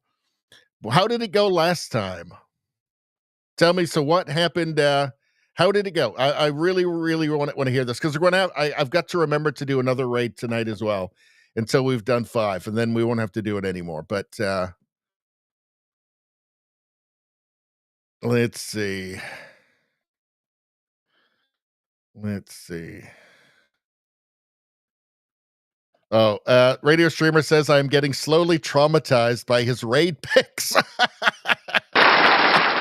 That might be the chat of the night. Let's see. Okay, hold on. I got to get back to the beginning of this. You guys are already started talking about it. All right. Rosie says, I think on Sunday night, we should raid Eric John Pizza Art if it is still live when we end. Okay. That'd be cool. JDL asks, how you doing, JDL? Does anyone else like trivia? Oh, I like trivia. I'm very good at trivia. Extremely good. Ottawa James, I am the Trivial Pursuit King, JDL. You might be a worthy adversary. But Trivial Pursuit King may be over here. Although my memory is not what it used to be. Let's see. Izzy says, the first raid didn't go so good. Let's see. Radio Streamer says it would protect me from another Black Hitler. Or at least one. He seemed nice. I mean, I'd never seen the stream before, and he just seemed like a nice guy. And like, he was like praying there for a second. And, we've got some Christians on, in the audience. I thought, well, that seems nice. I had no idea that he was Black Hitler. Let's see. Or the last one, a burnt out art teacher from the 70s, child who came out high and was breastfed, milked, boiled with mushroom juice and acid. Breastfed, milk boiled with mushroom juice and acid. Mushroom juice and acid. Okay. Streamer says that guy was gone. So we're not having a lot of luck with the raids so far, I guess. Dreamer says I'm getting slowly traumatized by his raid picks. Rosie says, I like trivia, but cannot play Trivial Pursuit. If people read the answer on my turn, I get the answer. No idea how it works, but I have made at least 5 people really mad. Well, then you're doing it right. Rosie says, I have Radio Baloney Raid PTSD too. All right. Hold on. Anybody else talking about the raid? A streamer says it was basically a burnt out 70s art teacher that never stopped the acid trip. I thought it was, I watched a couple of minutes. I thought it was interesting. Let's see. Streamer says he could hardly make a full sentence. Well, I don't know. I mean, we did a good thing, people. We did a good thing. Come on. Spambot says he ended his stream about 1 minute after. Okay. Well, we tried to do something good. Let's see. Izzy says, usually confused, but then happy for new viewers. Well, there we go. Rosie says, we are picking your raid tonight, but it's got to be somebody who doesn't have many viewers. Otherwise, it's pointless. All right. We're trying to make the world a better place here. Help people out. Let's see. You know what? Can I do another ad read? Maybe I should do another ad read right now. Can I do one? That's the question. I can, as a matter of fact. In fact, I can do everybody's favorite one. Here we go. Let's be clear, cryptocurrency is no longer emerging. It's here. And this latest move cements that reality in the biggest way yet. Trump Media Group just inked a massive $6.4 billion deal with Crypto.com, the world's top crypto platform. They're teaming up to scoop up $6.4 billion in CRO, the powerhouse token that fuels fast, low-fee DeFi, staking rewards, and real-world perks like cash back on your spends to launch America's first CRO treasury. When it's done, this new company will be the biggest CRO holder out there. Want in on the action? Head to Crypto.com. That's Crypto.com today and grab some CRO. Let's make crypto great again.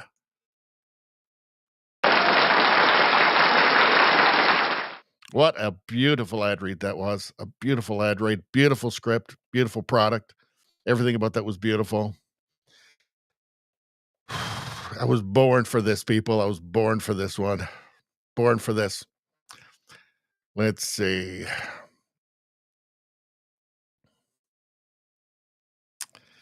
All right. So you guys just weren't happy with my last raid, my last two raids. Okay. We'll try and fix it tonight. Now what are we doing? So we did EU. Got all this stuff. All right, great. Let's move on. We did Trump tariff stuff. That's great. We did all that. What's this? Everyone loves being inclusive and liberal until they are being affected by their policies. Defiant L's. Well, let's take a look. What's going on here? I think these people in the audience might get a little bit of a surprise here. As they, I think the people in the audience are going to have their virtue tested. Let's take a look. Immigration is good, but it's a problem when they don't speak English. Oh, I already know I don't like this. Fortunately, we have a solution. Allow immigrants to learn English. Hold on a second. What did she say? The problem when they don't speak English. Oh, I already know I don't like this. I already know I don't like this. Well, just wait. You're about to like it way less.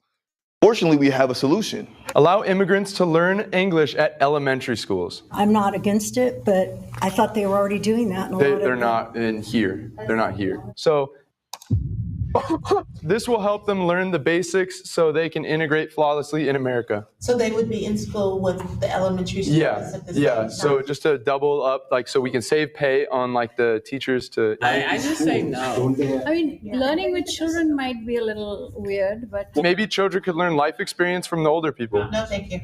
I wouldn't feel safe with my kids with adults. Well, we have teachers in the classroom and security officers. Would you install like TSA metal detectors for individuals like that come into the classroom? Why do you say that? I'm just saying, I don't know. Individuals like him or the kid right here? That guy makes me nervous. That guy looks like he wants to blow the classroom up. I wouldn't be safe. No, I don't think you'd have. I don't think you would do that. He's here to learn English. How do you know? He's just trying to learn English. How do you know? How do you know? How do you know?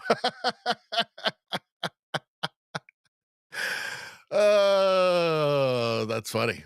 That's funny. I mean, that is a little bit extreme, you know, but it's funny though. All right, we already covered that one last time. Let's move on. What do we got?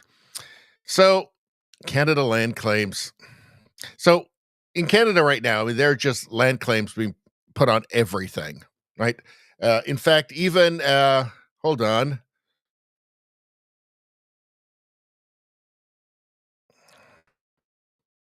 Here, Chief Jean-Guy White Duck of the Kitigan-Zibi First Nation started a land title claim for much of the Ottawa Valley in Ontario and Quebec. Well, isn't that where Parliament is?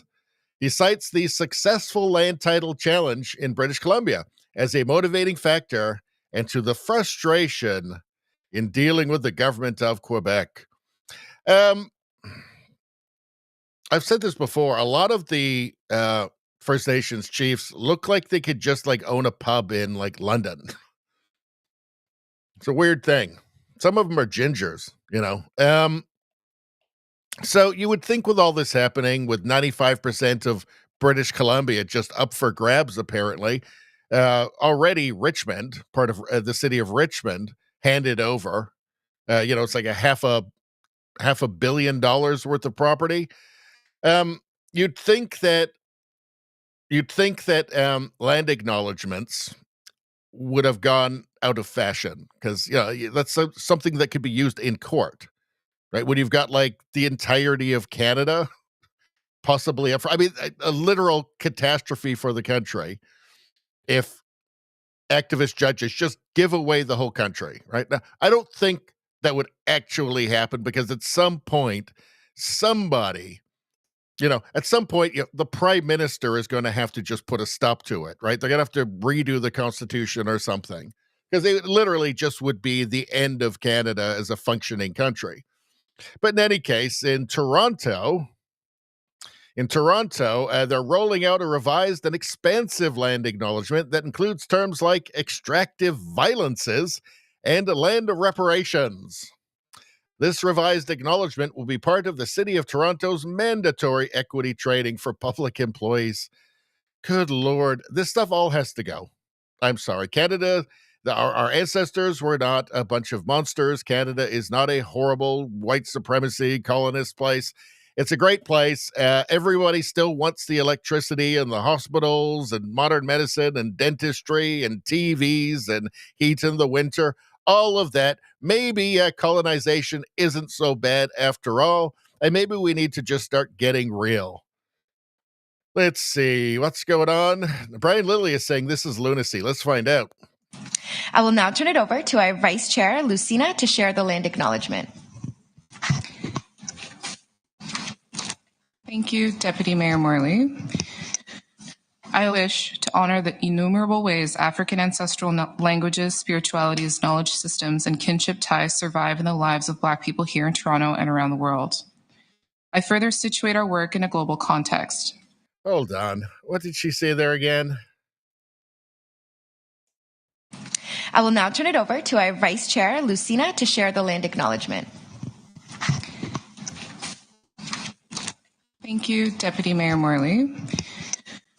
I wish to honor the innumerable ways African ancestral languages, spiritualities, knowledge systems, and kinship ties survive in the lives of Black people here in Toronto and around the world. So now we're doing land acknowledgements to Black people in Canada? How does that even make sense? None of this makes any sense. Lunacy is correct. I further situate our work in a global context. Decolonizing movements and struggles for racial, economic, and cultural justice are active across continents. From community line reparations. I think she's actually just talking about communism. I think you could just sum it all up with just communism. And cultural resurgence to transnational solidarity with migrants, refugees, and peoples resisting extractive and imperial violences. These movements remind imperial violence. What? All these word salads, all they mean is just communism. That's what they mean. They're just saying Marxism. Is that confronting anti-Black racism must be a practice that listens to global and local histories of resistance. And local histories of resistance in Toronto? What? That centers reparative, community-led change. I offer this acknowledgement to root our work in transformational policy and wide relations so that dignity, safety, and belonging in our city is not conditional. Although we are in different locations, the Confronting Anti-Black Racism Advisory Committee acknowledges the land we are meeting on is the... No.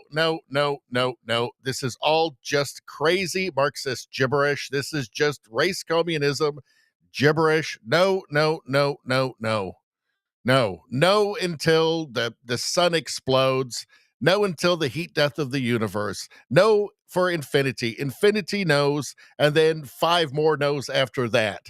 No, this all has to end. This is just madness and stupidity. This is just genuinely lunacy, okay? We're in Canada. Can these people just take a look around for a second and just go, oh yeah, we're in Canada. It ain't that bad.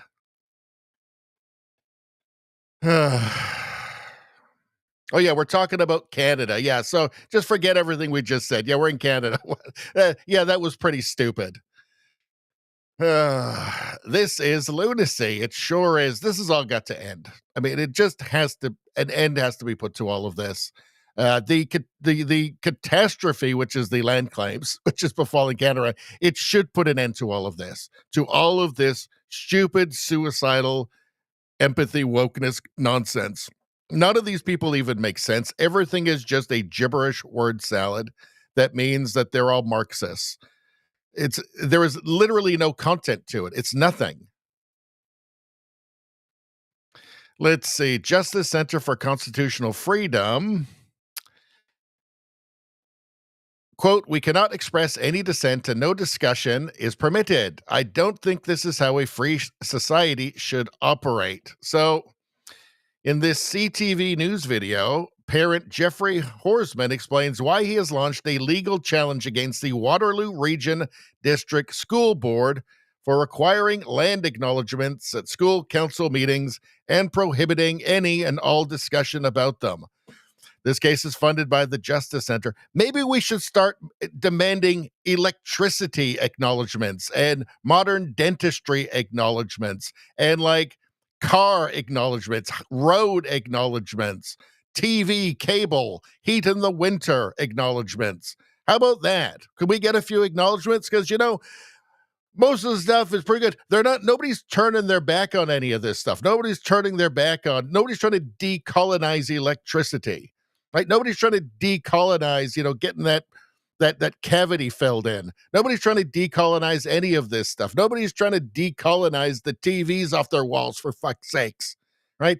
Nobody's trying to decolonize airports and air travel. Nobody's trying to decolonize any of these things. Nobody's trying to decolonize all those tax dollars, the $32 billion worth of tax dollars that are flooding in to indigenous bands every year. Nobody's trying to decolonize any of this stuff. Maybe we can get some acknowledgments for that. How about some $32 billion a year acknowledgments before a couple of meetings? How about that?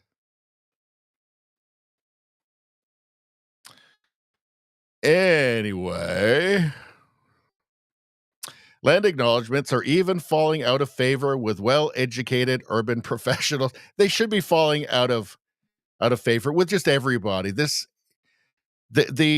We are reaching, the logical conclusions of suicidal empathy and, gender and race Marxism, right? When you've literally got cities. Now there's one on Kelowna. There's for 100,000 homes in Kelowna, right? Land title, right? And they'll get it too. They'll get it, right? When we get to this point, this is the logical conclusion of all this stuff. And it's the point to just stop and say, no, this isn't going to work out anymore. We all have to stop pretending to believe things that aren't true and that we don't really believe. And by the way, we need to have a functional civilization. Yeah, you like that electricity and stuff, right? Well, we're going to have to start getting serious if you want to keep having that. Izzy says, how about acknowledging the waste of time of the audience? Yes. Thank you. All right. I just had a sudden rant inspiration there. I'll tell you what, it felt good. Like, we got to get real. Like, just the Western world just has to start getting real, accurately describing reality. Let's see. Let's see. Oh, God damn it, Spambot.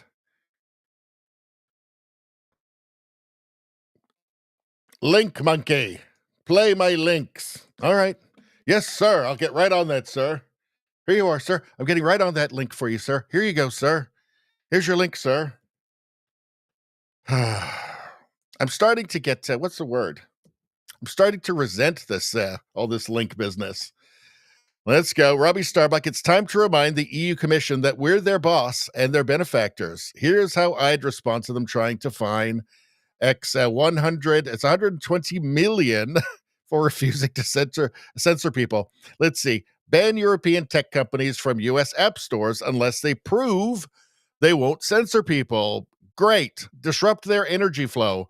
Want heat this winter? You're not. You're gonna have to stop messing with the United States. Although the U.S. is making a lot of money from that, sending all that LNG over.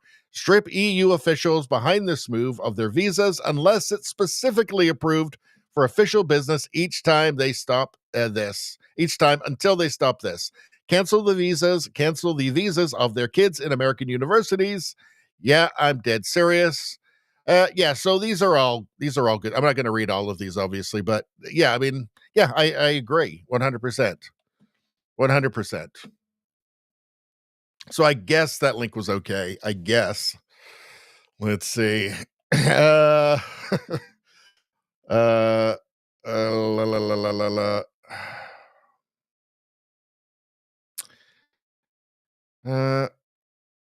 Ottawa James.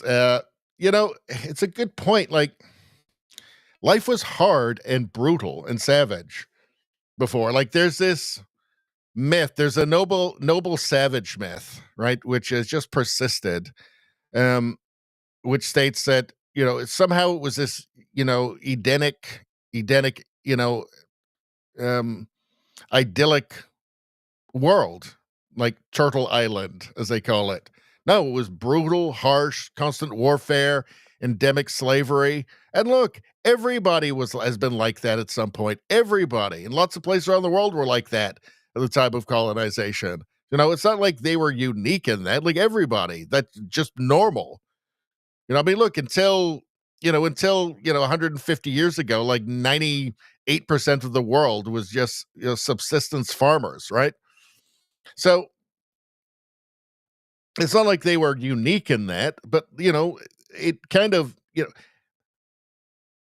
I think we're in a better place if we accurately describe reality instead of just have these kind of politically correct fairy tales. There was still headhunting parties on Vancouver Island into the beginning of the 20th century, okay? That's how idyllic it was. Ottawa James says, this is why I never visit Toronto. Izzy says, commie, get out. Commie, get out. Trudeau Survivor says, this is what happens with suicidal, empathetic women in politics. Yeah, it seems like a lot of them, doesn't it? Not that many Danielle Smiths out there. Rosie says she may be a commie, but her speech does not harm my hearing like the last woman, eh? Yeah, I don't care. I don't care. Let's see. A commie's a commie. Let's see. Radio Streamer says, communism makes me sick no matter who says it. More commie hate. Good on you. Good on you. Let's see. JDL says, end tax exemption for colleges and universities. I say go further. I say all public funds should be banned from any university with a humanities department at this point. I think you just have to say any humanities. The only thing that can be funded is STEM, engineering, physics, mathematics, that sort of thing. I think everything else just has to go at this point because they're all just infected beyond belief, beyond redemption.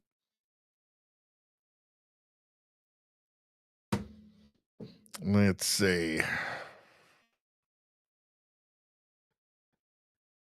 Let's see. All right, let's keep going. What are we 2 hours in?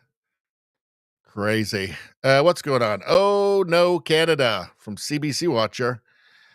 1 in 4 Canadians now work for the government. In just 9 years, Canada hired 950,000 government workers. That's almost 9 million in U.S. terms. Well, let's hear what this guy has to say. Now, that seems high. I thought it was like 400,000. You know what? I'd have to research this. I don't want to do it now. We're already 2 hours in. All right, let's move on. It's time to move on. So, Marty up north says, make her famous. So, you've got Drea Humphrey here, who works for Rebel News, who's a reporter for Rebel News. And she's one of those diverse voices that for some reason, the mainstream media and leftists in Canada aren't interested in hearing from for some reason, right? They say that they care about people like her, They say they care about the voices of people like her, right? But for some reason, they don't care about her and her voice for some reason. I wonder if it's because she's conservative. I wonder. And if it's not actually about diverse voices, but it's just about total ideological conformity. Let's see. Drea Humphrey, sad student, one of far too many angry leftists who were at the University of Victoria yesterday. So she's trying to interview somebody, and of course, they can't help themselves. It's like they're deranged. Look at the crazy eyes, too. Always crazy eyes. We should be able to calmly, civilly discuss stuff. Oh, excuse me. I thought you didn't want to be on That's camera. not what I said, actually. Okay, what's your problem? What's your problem, bitch? I'm doing an interview. So, of course, she has to call her bitch, right? Because she's empathetic, right? And she cares about minorities or something, right? So, anyway, let's continue. Do you believe in freedom? It's not a good look You're not for a you. journalist. What's the definition of a because I care journalist? so much what you think is a good look for me. What's the definition of a journalist? I'm not speaking with you. Okay, why are you blocking our camera then? Do you Because like no one wants attention? you here. Because no one wants you here. I'm in the middle of an interview. Thank you. So where's your press pass? Where's your press pass? This is the way these people think, by the way. Just credential us. It's the press pass that makes you a good journalist. I'm here doing an interview. Where's your press pass? Does she need one to be here? Nobody's asked me Well, you're not a officially to leave. journalist. You don't know what the definition of a journalist is. Do you believe in freedom of speech? How about bodily autonomy? Do you believe my body, my choice? Okay, well then. Like the level of selfishness and narcissism that's required to behave like this in public, to behave like this to other people, it's truly gross, is it not? I mean, these are ugly people. That's interesting. Here we go. Obstructing free speech. This is it. They want to prevent speech. Is what's going on here. Okay. It's the typical, it's very fascist-like, and it's funny to shut down just a simple, you were just talking about. It is. You guys are like allergic to, I don't know, discussion. She doesn't really have a comeback to the fascist thing for some reason. I guess she hasn't really thought about it. To your hatred of what? Your bullshit. The only one being hateful is you. Your racism. You called me a B word. I don't even swear. You have a right to your beliefs, but yet you will not extend them to others. Don't touch her. Don't touch her. We're not touching her. I wasn't even looking at you. I can see you're not touching her. Is that your security guy? Yes. Yes. It's just sad. Like, I don't understand. When I went to university, this would never happen. People would have enjoyed talking. Excuse me, the real left fiercely upheld and defended free speech. Let's get that right. That's actually our security. That's our security if you go too close. Oh, that's nice. It's such a bleak dichotomy, isn't it, between the two? You've got Drea Humphrey, who just, by all appearances, is just a lovely person. Every clip I've seen of her, she's very professional. She's nice. She treats everybody with respect. And then you have these people, and that's basically all of them. That's all of the left, right? All of the people who go out to these things. And just mean, insulting, aggressive, arrogant, totally self-absorbed. I mean, again, can you imagine the level of arrogance and narcissism to be so convinced that you're not only right, but you're so right that you should be able to prevent other people from speaking and expressing themselves. It really is. It is so stark, the divide between the two. And it is ideological. There is something in modern leftism, in this weird modern Marxism that is so anti-human, right? Because that's, what else do you call this kind of behavior? Like, she's willing to make a complete and total fool and ass of herself in public to prevent somebody else from being heard. Anyway, let's continue. I don't care. Okay. Well, then don't go too close. It's typical. It's the echo chamber at the university. And the crazy part is how bad they make themselves look. I mean, if you have an issue with Rebel News, why be the center of attention in one of our reports? Like, why stop an interview? Why seek that type of attention? Why is that? It really is such a stark divide between worlds. I mean, which world do you want to live in? This very nice, totally reasonable person who's respecting everybody else, or this monster, right? Just this awful, awful, arrogant, narcissistic psychopath. I mean, it's not normal to behave like that in public. Like, that is the result of an idea pathogen, a brain infection, right? A woke zombie. And I'm not being facetious, right? This is a woke zombie, somebody who's lost the capacity for even just reason, right? So possessed by an idea pathogen that is incapable of being even civil anymore. I don't know. I know which world I want to live in, and it's not crazy lady world. It really just it's really just maddening, isn't it? These awful people and so convinced of their virtue. Ugh. All right. Let's go to the chat for a minute.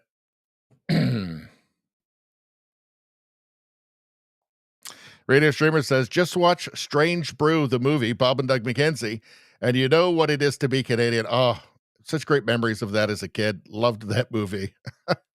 Loved that movie. That is the most Canadian thing ever. Though that Canada doesn't really exist anymore. Yeah, let's see. Ottawa James says, BC is pukety.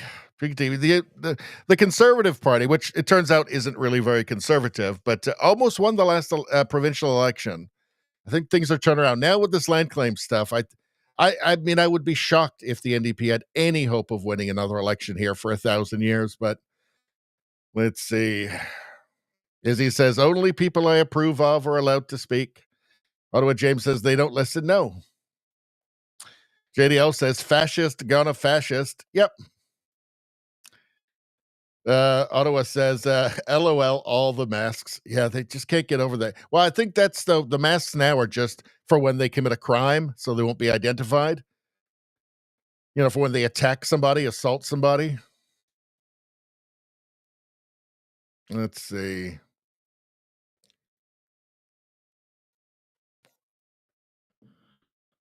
All right, I'm going to skip down to the end here. JDL says SCTV was great. SCTV was a classic. Yeah, Strange Brew is a classic. All right. Let's move on. What are we at next? All right, we did that. All right. So $1.5 billion a year for the CBC. What do you get for it? What do you get for it? Now, the CBC is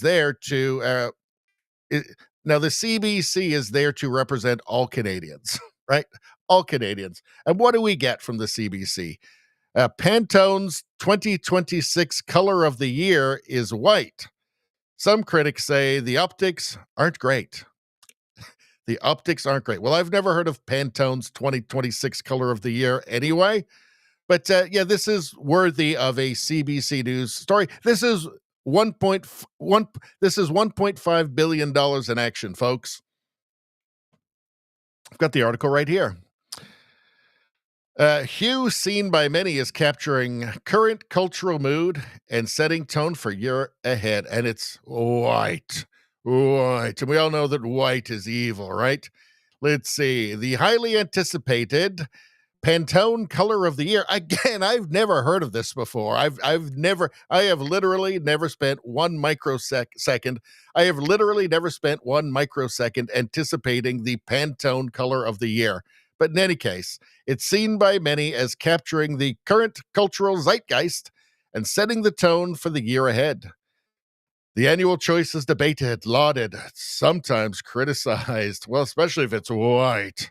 White.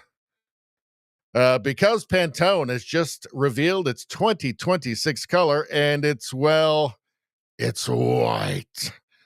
The pick not only surprised designers, but as some people are pointing out online, it's also a loaded choice given the current political climate.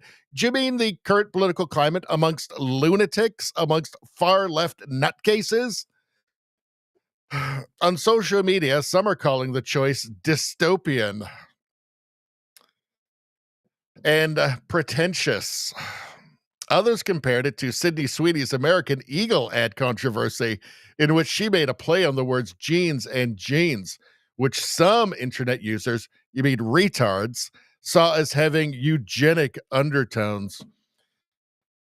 Yeah, I think that American Eagle ad did really signal the death of like zealots, like left-wing zealots, like, race communists, the end of their rule, of their influence, hopefully. I mean, apparently, you've got the color of the year for a paint being white. So I guess we're over it now. Thank God. It's giving I've got good genes, someone commented on Pantone's Instagram announcement. I think the thing is now is that, yeah, it turns into a story and it gets publicity and then it's good for them, right? Because it's none of this hurts. Like calling something racist anymore doesn't mean anything. It doesn't matter. It's not going to hurt your company anymore. I mean, people have cottoned on now. These words don't mean anything anymore. They've been redefined into total irrelevance and meaninglessness. I can't think of a more appropriate color than Klansman white, commented another person, another crazy person. Pantone, for what it's worth, describes its choice as, quote, a symbol of calming influence in a frenetic society, rediscovering the value of measured consideration and quiet reflection. White, you say? White, you say, huh? Huh. Others have noted that it could symbolize peace via the white flag or the dove.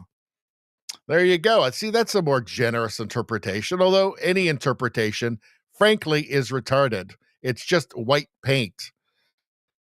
So some people are surprised by the 2026 hue or lack thereof, especially after the 2025 color of the year was brown, i.e. mocha mousse. So that was the good color. That was the good color. So that wasn't the racist color. Let's see. Quote, their color choices have previously been criticized for missing key opportunities to throw light on colors connected to global issues, for instance. Well, they wanted green, I guess, for the Palestine thing. And I'm glad they said no. And not that it means anything. Not that it means anything whatsoever. But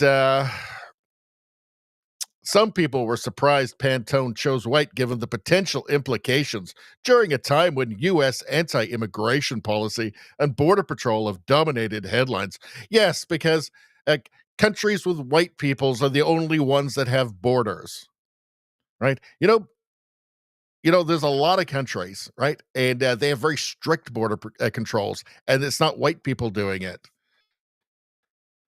I wonder if they even have white paint in those countries. Shocking. Just Monday, for instance, U.S. President Donald Trump referred to Somali immigrants as garbage. Well, that's it. You can't have white paint then. Nobody can have white paint. It has to be banned. As Vanessa Friedman, the fashion director and chief fashion critic of the New York Times, so there's a good reason to not give a shit what she has to say, said in its news story today, quote, given the recent political discourse, when I hear white, less salubrious associations also leap to my mind. Maybe some less pretentious ones should try leaping into your mind. Ones that I doubt Pantone took into consideration, but that could be twisted to pretty uncomfortable ends. And this is all totally sane when we're talking about a color of paint. Perfectly insane. This is all perfectly reasonable, of course. Thank God the New York Times has time to write about it. Of course they do. White is a loaded color on so many levels, added Alex Vadukul, a style writer in the Times story, which also notes that white has traditionally been used to symbolize, well, I mean, it's a paint. It is a paint. Everybody just stop. All these people just stop. Do something useful with your time. Apparently, these people, every second of their life is just a waste of human potential. Shut up. Shut up about paint. Do something. I don't know. Become gardeners or landscapers, or I don't know. Maybe they could invent something. I don't know. This ain't it though. This ain't helping the world. This is not going to push us towards that bright Star Trek The Next Generation future. All right. What's this? Leviathan, Jews being berated with a megaphone with calls to go back to the slums of Europe as they walk on a sidewalk in Toronto is a common and acceptable form of harassment allowed by Toronto police and Mayor Olivia Chow. So it might have been a clue when they were all out dancing and celebrating while the blood was still warm on October 7th of 2023. It might have been a clue that there was more going on than just, peaceful protests and they wanted a two-state solution or something. It might have been a bit of a clue when they were celebrating a mass slaughter that there was a bit more going on. Might have been a clue. And now they've got peace there, and they haven't stopped. They haven't stopped. So they're still out just harassing just Jewish people walking down the street with his megaphone there. Never worship anxiety. Never worship anxiety. Go to hell. Go back to the slums of Europe, where you came from. Hallelujah.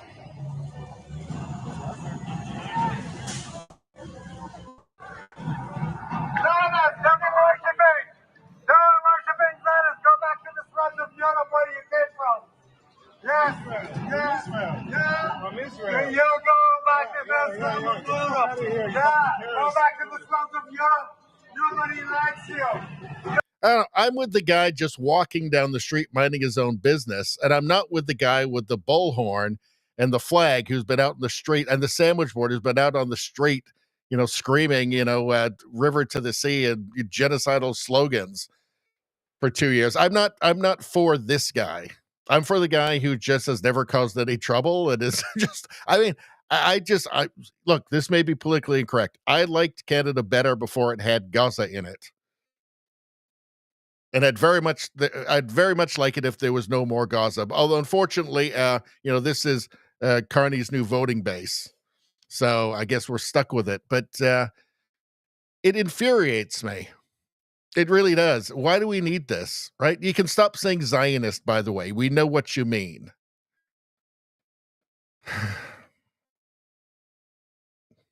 I think it's tragic what's happened to Canada. It's awful.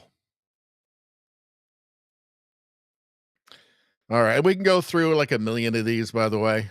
There they are, just going through some neighborhood. Yeah.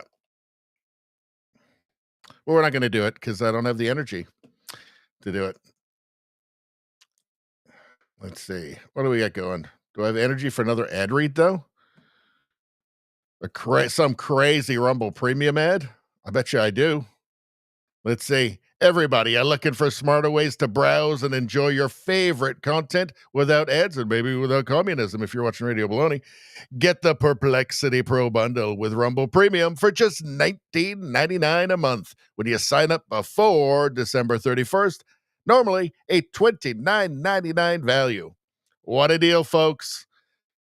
With Rumble Premium, you'll get an ad-free and maybe a communism-free viewing experience across all of your devices and access to exclusive premium content, maybe some anti-communist content if you're watching Radio Baloney. No interruptions, just the videos and streams you love anytime, anywhere. And that's the best time to get the streams that you love.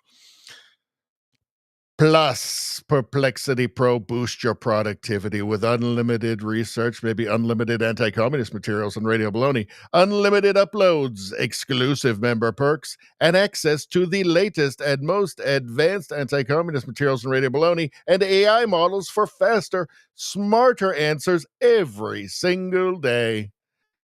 Save over 30% on this powerful bundle. Head to rumble.com/premium. That's rumble.com/premium before December 31st to sign up and unlock your premium experience.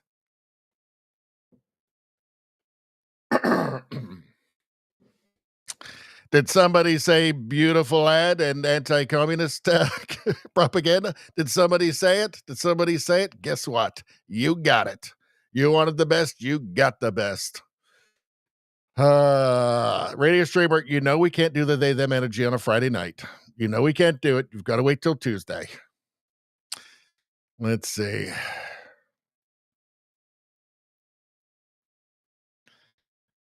Let's see. Izzy says only a racist sees skin color and everything. Well, that's true. That's why the left are a bunch of racists.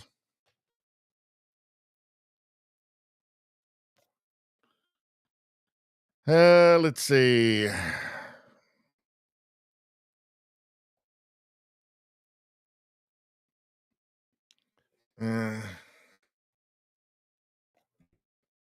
Let's see.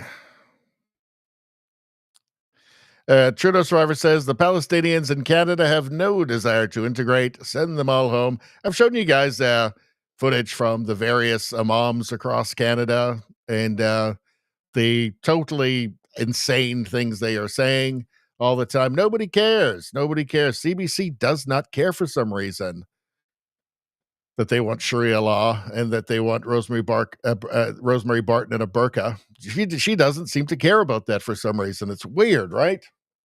There must be some guy with the wrong flag in northern Saskatchewan somewhere. That's a story.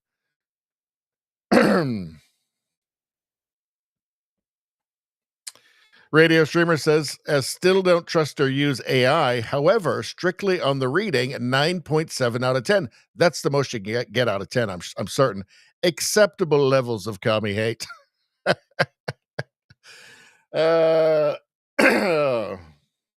Izzy says, what's this anti-commie reading material? Commie hate, 9.9 out of 10. The most you can get out of 10. What was the product? It was Perplexity and Rumble Premium. Beautiful products for beautiful people. Do I want to do this? I had all things set up for this, but it's kind of time intensive. I'm getting kind of tired. Let's move on. We could do it on Sunday. We'll do it on Sunday. Here is the last one of the evening. So now, if you guys want to put your links in for the link monkey, I'm the link monkey. If you want to put your links in now, we can do some linking. Linking? We can look at some links. Let's see. Benny Johnson, breaking. Representative Tim Burchett has officially put his name in to become chairman of the Doge subcommittee. It's going to take somebody with an iron will, somebody who's not afraid to be called names and threatened. Let's hear what he has to say. I mean, I think he's a really good choice, right? Let's take a look. He's got some backbone. Hey, everybody, Tim Burchett, just leaving Oversight Committee. I'd give those Democrats, they always have a good meal in there. Why don't we ever have a good meal? Anyway, I have officially put my name in to chair the Doge Committee. Marjorie is leaving Congress, and that'll leave the committee wide open. I sure would love an opportunity, and I know cards are stacked against me. I don't do a lot to endear myself to the leadership, but frankly, they don't do a lot to endear themselves to me. So, and y'all know how this game works. You got to raise a lot of money and kiss a lot of butt. I don't do a good job at either one of those. So, but anyway, I sure would like an opportunity to do that. I think I got the backbone and I guess the guts to go after this spending, and I think I know where a lot of it's hidden. And honestly, I proposed some dadgum legislation to do it, and I would get with folks like y'all out there on and social media, put some pressure on some of these gutless legislators to pass some of this stuff. So anyway, we'll keep on fighting. Thank y'all for sitting there. He said dadgum legislation. That's actually the best kind of legislation as well. So, all right, what's going on with links? Let's see.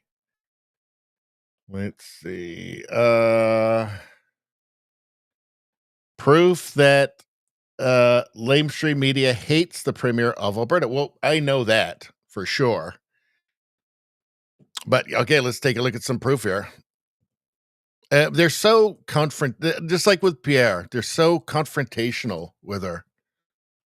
And they also lie. Let's see. Proof CBC's headline misrepresented Premier Smith's position. I've obtained the English version of what Premier Danielle Smith actually said in her Radio Canada interview, and it confirms that CBC's original headline was false. The Premier did not say she would campaign against Alberta sovereignty in the event of a referendum. Her answer in French matches exactly what she told me at the UCP AGM. She supports Alberta sovereignty within a united Canada, and she reiterated that position, nothing more. That's what she's always said. She's always said that she supports Alberta sovereignty within a united Canada.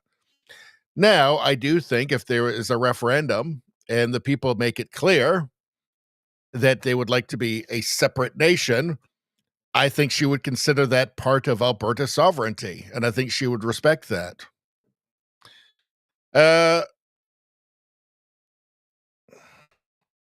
Let's take a look. Now, I can't speak French. I can't understand French. So that's good. Quickly on referendums and also independence, there's a petition that got a lot of signatures. Yeah. That will be your decision if you want to bring it to a referendum as well. Mm-hmm. If there is a referendum with that question, a federalist question, will you take a stance for yes or no?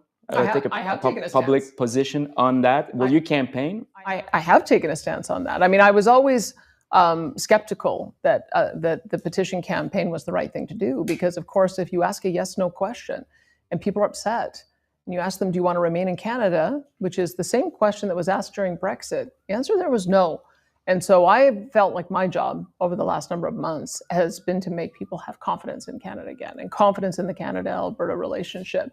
And so we'll watch and see if the signatures are validated, but there is always a danger that the vote can go in an unexpected way. And so I have said that I support sovereignty within a united Canada. I think the MOU I've signed with Prime Minister Carney demonstrates that I'm serious about that. And there's some big things that we need to work on together, and that's what I'm going to spend my time doing. And running rallies for the yes camp, but the yes for the different question in this case? I have no problem saying loudly and proudly that I believe that Canada can work. I believe that the federal government recognizes that they've made some missteps in previous years, and that they need to support every region in its aspiration. And that's how the country should work, that the federal government should be a friend and partner in helping each province achieve the goals that it has. And I think we have a new relationship, and that's good. That's totally consistent with everything she's always said.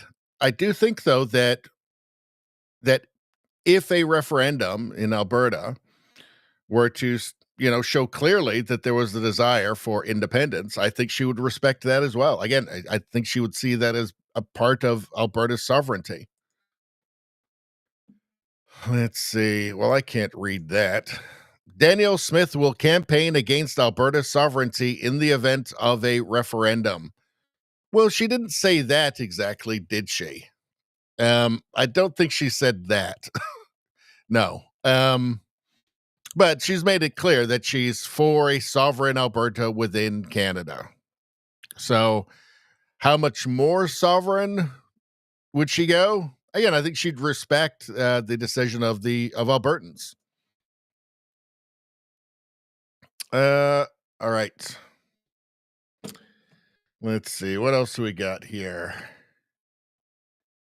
Is there any others, or can we move on to the next thing? Goose avian flu link. All right, let's take a look at that. Just your humble link monkey, fetching your links for you. Let's see. It probably makes you feel real big, doesn't it? Let's see. What the heck is this? Okay.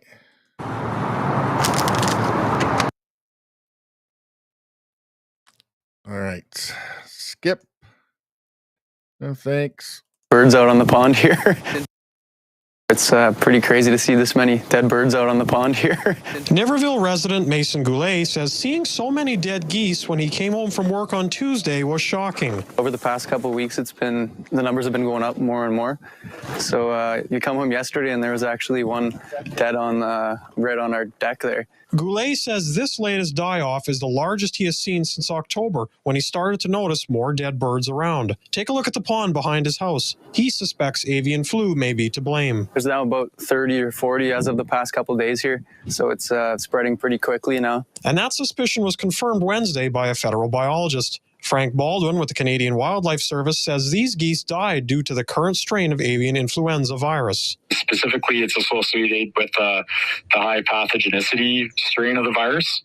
So that's been confirmed through the provincial vet lab. Baldwin says parts of southern Manitoba have been hit hard by the virus, and he says officials have been picking up birds who have died from avian flu in Niverville since mid-October. He says it doesn't take much for the virus to spread. Really what's happening is they mingle with ducks, and then when we get cold weather, they get highly concentrated, and the virus moves through the population very quickly. Hannah Wallace studies infectious diseases like avian influenza at the University of Manitoba Kinderchuk Lab. She says the disease has been deadly for birds over the last 4 years. Geese are a natural reservoir for influenza, so they do get infected. That's not surprising, but it is a little bit surprising to see so many fatalities at one time. The Manitoba Wildlife Branch told CTV News the department has tested about 726 geese this year, and 54 geese have tested positive. Wallace says there is low risk to humans, but pets need to be kept away from dead birds. Joseph. Are we sure the government didn't shoot them? Are we sure? Are we sure? I don't know. I hope this doesn't mean we're all going to die. Right? I hope this isn't one of those, spend all your money, go crazy, because it's over things. Hopefully. Let's see. All right. Let's move on to the next thing. So what's going on? Let's check out the chat for a second. Let's go back. There we go. Back to the, let's see. Rumbum, how you doing? Good to see you back in the chat. So we all moving to the great country of Alberta soon. That might be in my future. It might be. I like Alberta. Like no problems being in Alberta. Canuck Six Trigger, how you doing? Dadgum's better and dagnab any day. Yep, I agree, 100%. Let's see. What else we got? Radio Streamer says, here comes more fear porn. Yeah, exactly. Although those geese did die, although I think the government shot them. Let's see.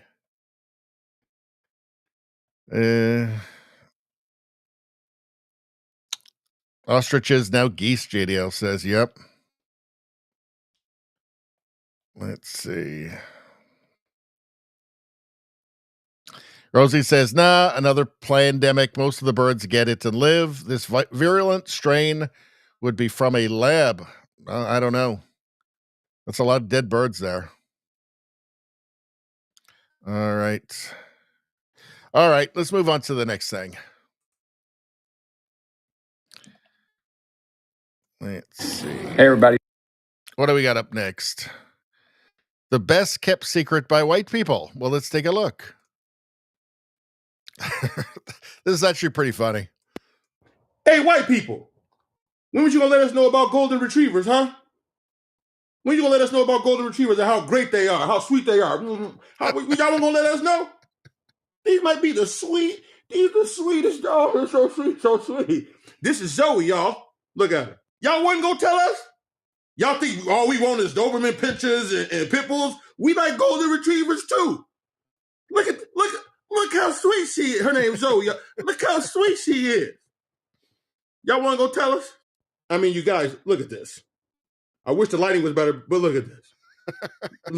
Look at Zoe, y'all. Look how she's standing. Just a mutt. Just a beautiful mutt. Oh. Hey, y'all need to start sharing more shit, man. What else y'all hold? This ain't just food. What else? There's a lot of stuff y'all been holding on to and y'all not trying to share. Oh. Oh, no. Say hi to the people, though. Woo, woo, woo, woo. I'm not just for white people. I like blacks, too. Woo. That's pretty good. That's pretty funny. That's the same way that I feel about Mr. Snacks. All right. How about this? Bo Luden. Bible sales have skyrocketed 30% among Gen Z per SBC. This isn't a coincidence. Gen Z is looking for truth, meaning, purpose, and the salvation of our country. We find that in a Trump presidency and, most importantly, the Bible. So I think it's good. Like, I'm not even religious. I'm a cultural Christian, and I have come in my later years. I used to be a horrible, obnoxious atheist when I was younger, and now I am not. I decided that was perhaps a little bit arrogant of me, and but I also recognize that the fact that countries like Canada or the United States have been, the pinnacle, and you could throw some European countries in there too, have been the pinnacle of human well-being. And it's not even close. And this is deeply entwined. These countries are deeply culturally entwined with Christianity. There's something about it that just works, that just creates a good, fair society that mass produces human well-being much better than any other culture in the world. It just does. It's just objectively true, just at every metric, right? So I'm all for this. I think it's been a very dangerous experiment with secularism and atheism in the West. Let's take a look. I don't think it's a coincidence that Bible sales are also skyrocketing, up 30%, things like that. Gen Z we're looking for truth, we're looking for meaning, we're looking for purpose, and we're looking for, the salvation of our country. And we find that in a Trump presidency, and most importantly, the Bible. I don't think it's a coincidence that Bible sales are also skyrocketing. Yeah, it's when people don't, people will find it like the left does seem like a cult. It does seem like they've replaced Christianity with their own new cult religion. And it's not healthy for them. Let's just say. Proof that even wild cats are cats. If I fit, I sit, no exceptions. So what's this, like a bobcat?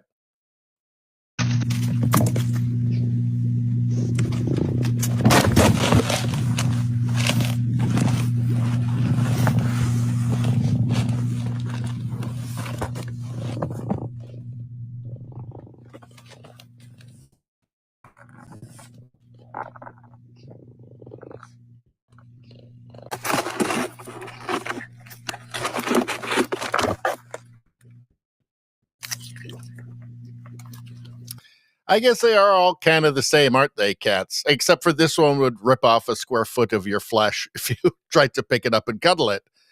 But, in a lot of ways, they're kind of the same. Let's see. What's going on here? This baby girl is 4 years old and a genius, wins first place at world competition with Fur-Elise by Beethoven. Well, I'm sure it was a child's competition, but, this is very impressive.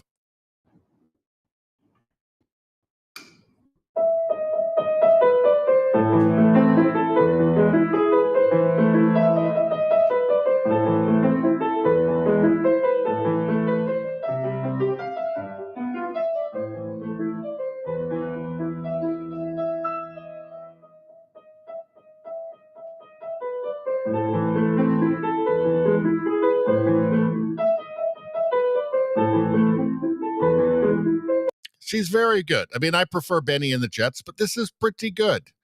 Pretty good. Probably AI, but, whatever. Let's see. Trump declares victory over hurricane season. 0 hurricanes in the Gulf of America.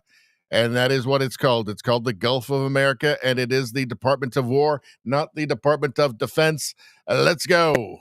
My fellow Americans, it is my great honor, the greatest honor, to announce and declare complete and total victory over the 2025 hurricane season, we had 0 hurricanes in the Gulf of America ever since we made the name change. I got along very well with, you may have heard of her, Mother Nature. You may have heard of her. She's a tremendous person. I've known her for a long time, and we get along well. And I said to her, if you send any hurricanes into our country, we're going to hit you with tariffs the likes of which nobody's ever seen before. We're going to tariff those storms at 1,000, 2,000, 3,000%. And she said, sir, we're not going to send any hurricanes in. And we made a beautiful deal. Mother Nature, great person. But we had a lot of, they call it wind shear. They call it wind shear. And it ripped up the storms out there before they can get to our country. Ripped up the storms worse than the Somalians are ripping up Minnesota. You look at Ilhan, you look at the brother. Many people are saying it. She married her brother. And very interesting. If she did that, it's a raw deal for the brother. He divorced his first wife, which was probably a goat, and wound up marrying a pig in Ilhan Omar. She's a nasty person, very nasty. But you had a lot of people talking about it. It's an El Nino year. It's a La Nina year. You're going to have hurricanes. We deported El Nino, and we deported La Nina, too. They were in our country illegally. We got rid of them. And we had the greatest hurricane season the world has ever seen. No hurricanes in the Gulf of America. We did a tremendous job. So I wanted to thank Mother Nature for holding up her end of the bargain. She did a fantastic job. And we had a wonderful and safe Atlantic hurricane season. Thank you for your attention to this matter. That's a good one. I can only dream of having a Trump impersonation that good. Only dream of it. Let's see. So this is just a classic. This is just a classic. You guys have seen this before. It's a classic, but this is how to carry yourself as a man in these troubling times. Let's hear this from Matt Gaetz. Is it safe to say that based off of your comments, you're suggesting that these women at these abortion rallies are ugly and overweight? Yes. What do you say to people who think that those comments are offensive? Be offended. Mm-hmm. Is it safe to say that based off of your... See, this is the way to be, right? In a world where they're just going to call you every name in the book anyway, just be this. Just be Matt Gaetz here.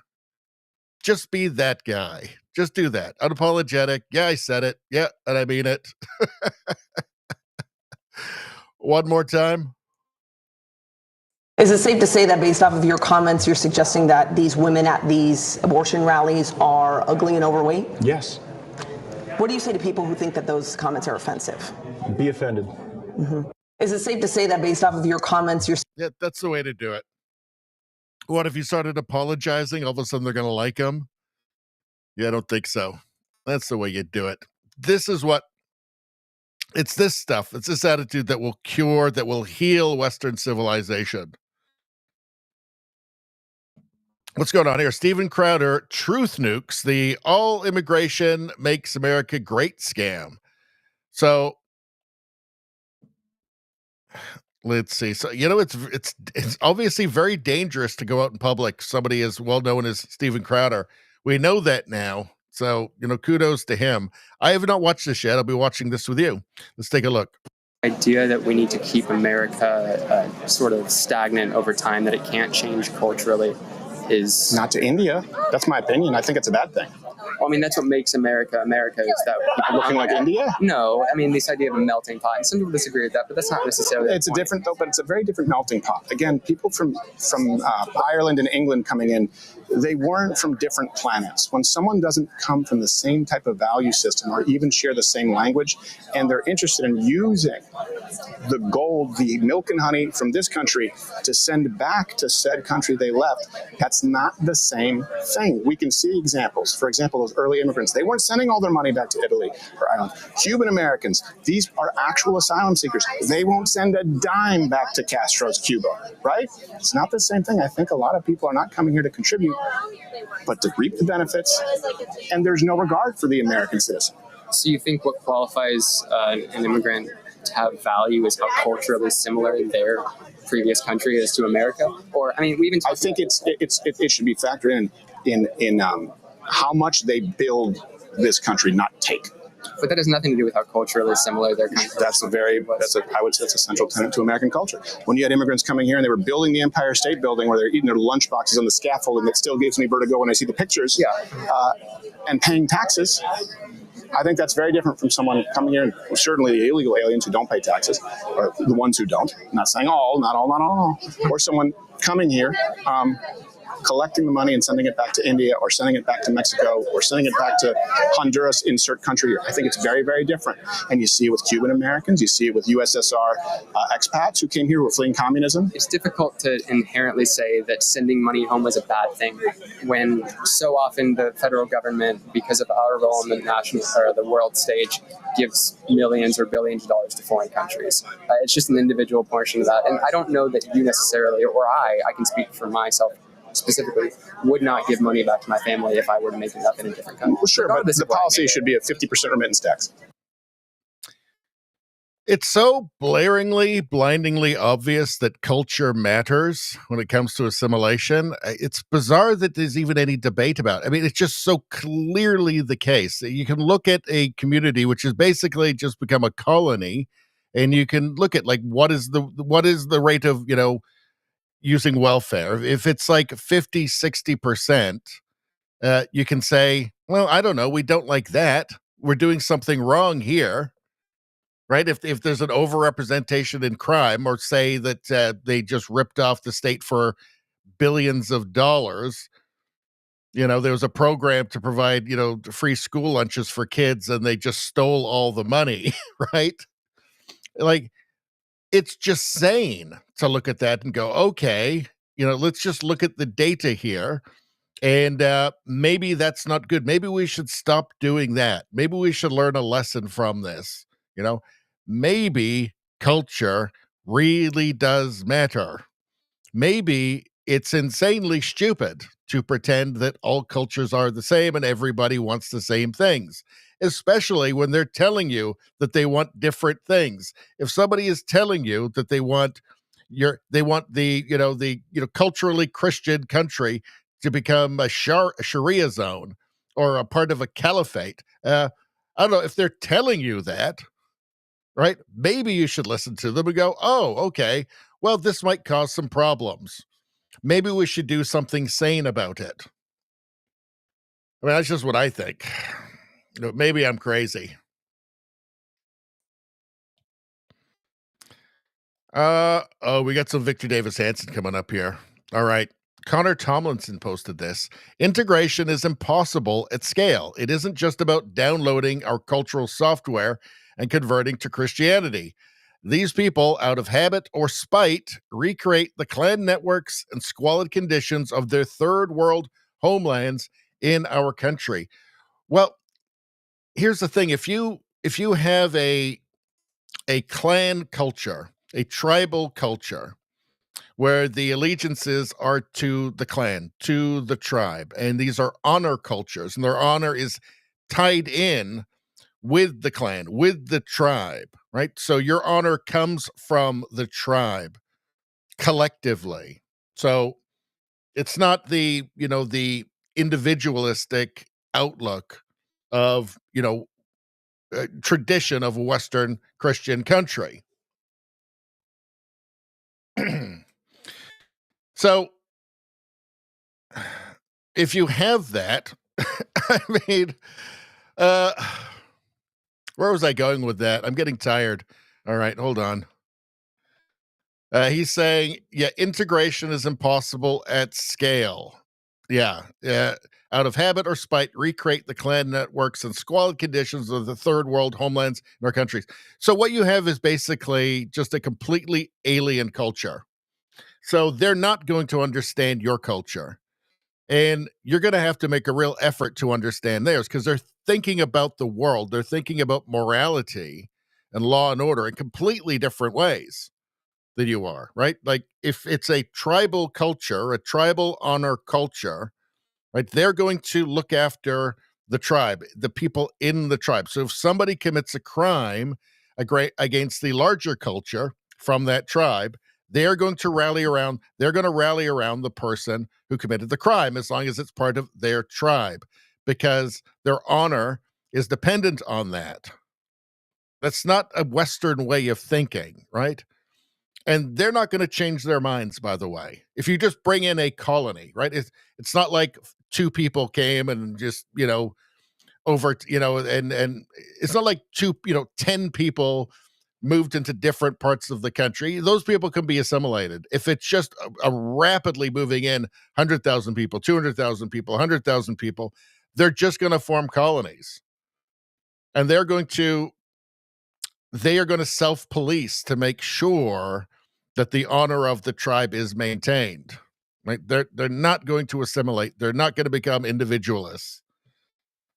Let's listen to Victor Davis Hanson. We have a high unemployment rate among American engineers and American tech workers, and we're bringing in foreigners? I don't understand this. I never have, and I certainly don't now. It's a bad time, Laura. We have a record 53 million foreign residents. 16% of the population wasn't born here. 27% of California people were not born in the United States. 1 million green card holders, 1 million legal immigrants, 1 million foreign students every year. We just came off 2 million illegal aliens. It's time to regroup, assimilate, acculturate, integrate. When you look at the Afghan refugee problem, the Somali problem, the truck driver problem, the anti-Semitism and pro-Hamas problem, the anti-ICE problem where people are waving the flag of a country they don't want to go back and burning the one that they want to stay in. It's just everybody's just sick of it. They just want to take a deep breath and try to integrate the people we have here into the American melting pot. Otherwise, it's not going to work. We're reverting to tribalism. And what else would happen? Why would it be any other way? Why would anybody expect anything different, right? I mean, if you stupidly believe that everybody is just the same and every culture is exactly the same and everybody sees the world the same way through the same eyes, I guess, but that's not realistic. And obviously it's demonstrably false, right? The person who is very committed to Sharia law is not going to assimilate into a liberal democracy. Period. They're not. Their holy book tells them, no, you must always fight for the Ummah and for Sharia law. That is the law of the world. Keep going until it's achieved. Why would you think that person's going to assimilate? They're not. They're not going to en masse do that. Maybe there's a few. There's always going to be, outliers, right? But it ain't going to be most of the people. And again, it's insane to think that it would happen. Like, what would be the mechanism by which it would happen? This is never specified to us. Tristan Hopper, Canadian journalist. I've got his book, Don't Be Canada. It's really good, actually. The pendulum swing isn't going to be polite centrism. The polite centrists were all shouted down, humiliated, and railroaded. So now we're seeing what comes next. What comes next is, shut up, commie. Commie gets nothing. That's what's coming next, right? There's a feeling, he's very right here, Tristan Hopper.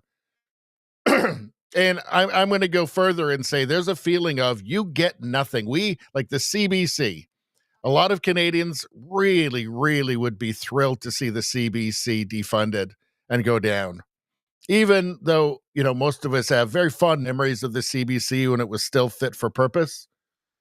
But now it's just been such a long series of insults against us and just blatant favoritism and bias and actually hate towards anybody who's not just following the, ideologically pure CBC narrative. That is when a lot of people will be ecstatic to see it go down, And the sentiment is, all we wanted, all we asked was that you be fair to us. Just be fair to us. Like, just treat us like people, like normal people. That's all we asked of you. And you couldn't do it. You couldn't even do that. So now you get nothing. Right? There is no accommodation that can be made at this point. Now you get nothing. You wouldn't give us a crumb. CBC, you would not give us a crumb. You wouldn't show us the slightest decency. right? Now you get nothing. There is no accommodation to be made with you. Nothing. That's the mood. I know I'm in that mood.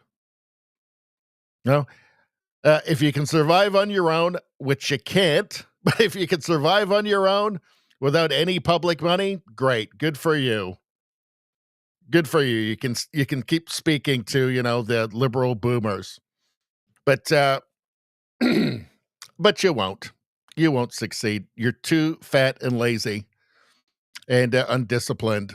So and arrogant to make it work. And a lot of us will cheer. A lot of us will cheer. We'll say, you get nothing.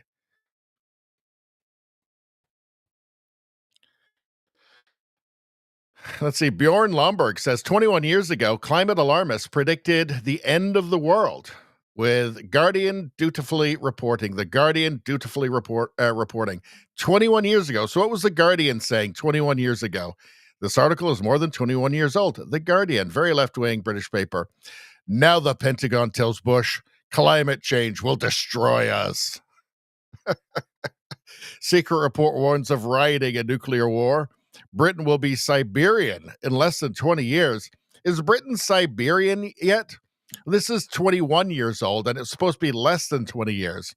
And I think it's not any more Siberian now than it was then. Threat to the world is greater than terrorism. It turns out the threat to the world is our own freaking governments. It wasn't climate change. It was Justin Trudeau. Justin Trudeau and Keir Starmer and Angela Merkel and Biden and Obama. 21 years old. Just keep saying it. Just keep telling us the same story over and over and over again. Let's see. Yeah, none of that happened. It's crazy. Let's see. What's this? Tucker Carlson and Home Alone 2. We watched this last time. We watched that last time, and it was good. This one we got to save till Monday, till the premium stream.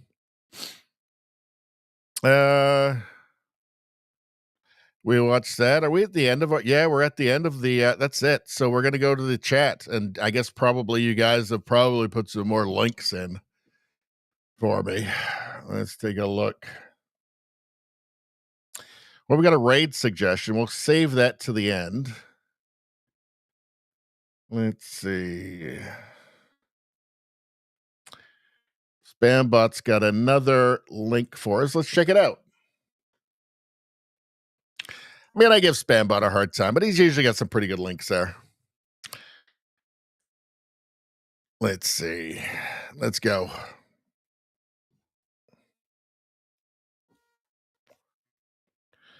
Game on. Bill 14 rips down barriers to our Alberta sovereignty referendum. Shall Alberta become a sovereign country? CEO Mitch Sylvester. This hands us the keys to independence. Yeah, it's game on. Changes to Bill 14 means we begin plans for a signature drive. Now, there was a Alberta Supreme Court decision that came down against the referendum, but I understand that it's kind of a moot point because this had already happened, so it doesn't matter. Oh, God damn it. There we go. Game on. Changes to Bill 14 means we begin plans for a signature drive. Yeah, so just to repeat now, I believe I didn't do a deep dive into this. I just saw something earlier that the Supreme Court of Alberta had rejected the idea of the possibility of a referendum, but because of this bill, which had already been passed, it moots the court's decision anyway. So, yeah. All right. Do not use that link, Radio Streamer says. Feel free to delete it. Okay. I hope that's not a porn link. I hope that's not why. All right.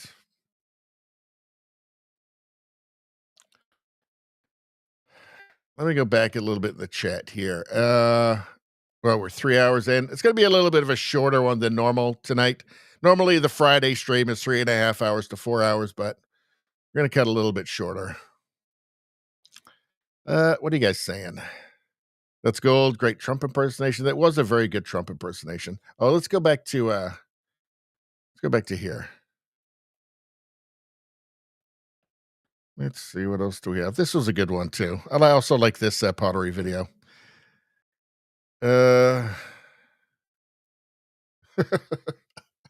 Rumbum says, talking about the Trump video there, the Trump impersonator with the hurricanes. Dude's the master deal maker, just walked up to her, that's Mother Nature, and grabbed her by the pussy, saying, no more hurricanes, no more hurricanes. That's what happened. That's exactly what happened. Grab Mother Nature right by the, you know what? Let's see. Spambot says, George Carlin had a great bit on feminists. His thing would be to go to a feminist rally and say, you all want work, so who is going to give me a blowjob? Okay, that's the chat of the night. That's the chat of the night. You all want work, so who is going to give me a blowjob? I can't believe that's George Carlin. That's pretty hilarious.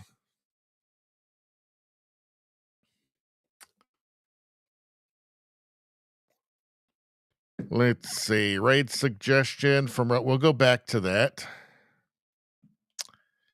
Let's see.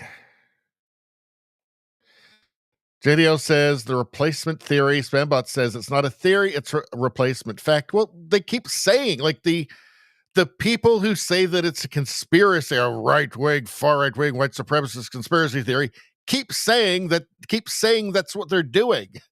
They keep saying, oh, the white population is shrunk by this much. Isn't that a great thing? There's this much more diversity. Isn't that great?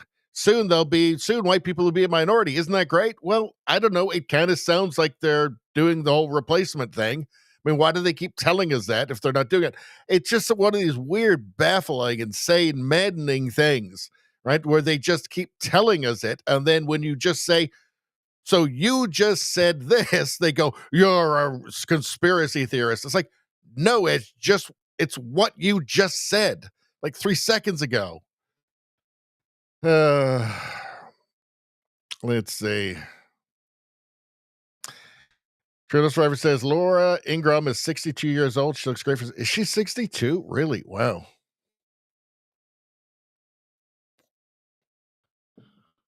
Let's see. JDL says move the migrants into their homes. Anybody who ever goes anywhere with a sign or publicly states that calls anybody a racist for bringing up any kind of issue with mass migration should be forced to have a family of migrants in their home, preferably from Somalia.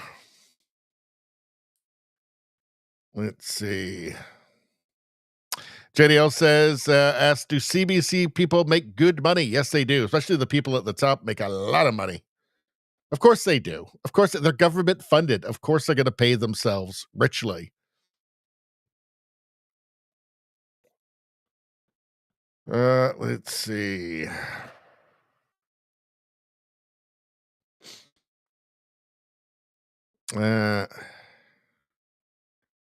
Let's see. Izzy says, yeah, I heard Mother Nature was easy. Yep. That's why there's so many animals. Let's see. Spambot says Alberta removed the 2 problem sections from the legislation. Yeah, that's what I thought. Yeah. Let's see. Trudeau Survivor says, good luck, Alberta independence. I'm telling you, anybody who thinks that there's just no way that's never going to happen, there's no movement, I think those people are crazy. I'm not saying it's a guaranteed thing. I think that if Canada has just turned into San Francisco or New York City, and basically that just means Eastern Canada. But if it has, and we're just doomed to be a one-party state, then Alberta independence is guaranteed, I think, within 10 years. What's this? Rosie, this better not be chocolate, Rosie. All right, Rosie's got a link. This better not be chocolate. All right, let's take a look. Let's see. Better not be chocolate, Rosie. I'm telling you right now. Damn it, Rosie. It's chocolate.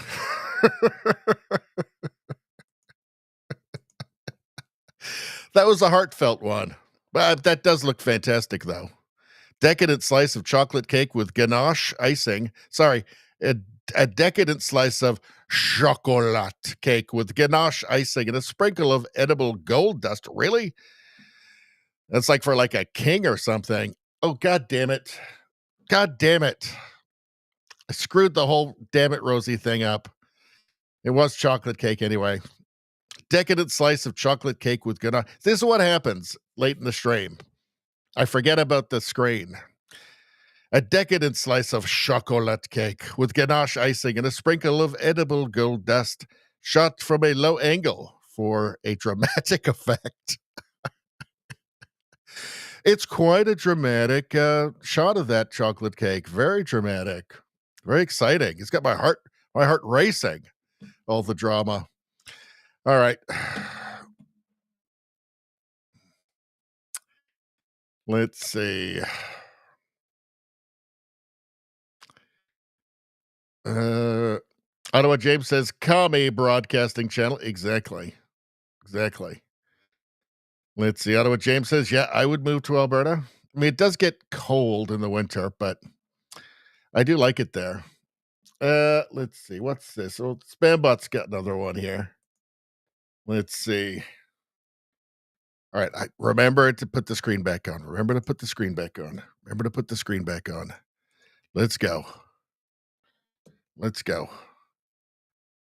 screen back on. There we go. No cats, no life. You're not a cat. So what's going on here? This is zonked out. What did you bring me for?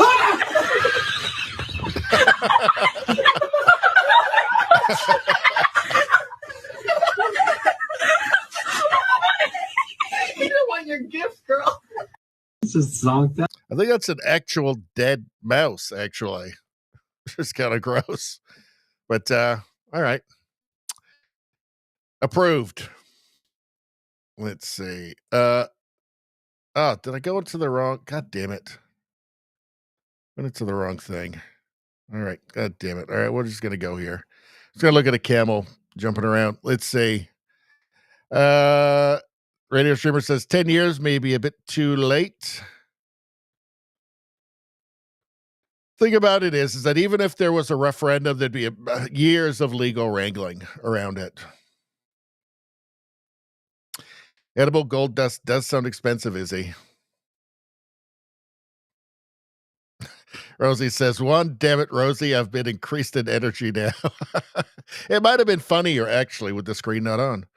Let's see. Out here giving everyone digital diabetes. Well, thank you so much. So thoughtful. Let's see.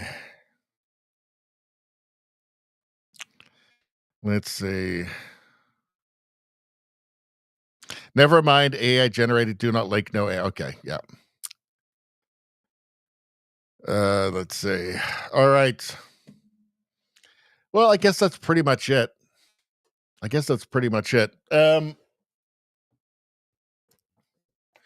Let me tell you, YouTube is really crushing my both of my YouTube channels right now.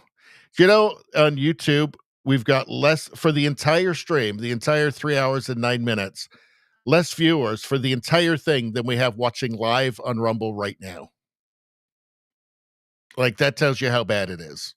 All right. I think the channel did better when I was just sticking more to just straight up politics stuff.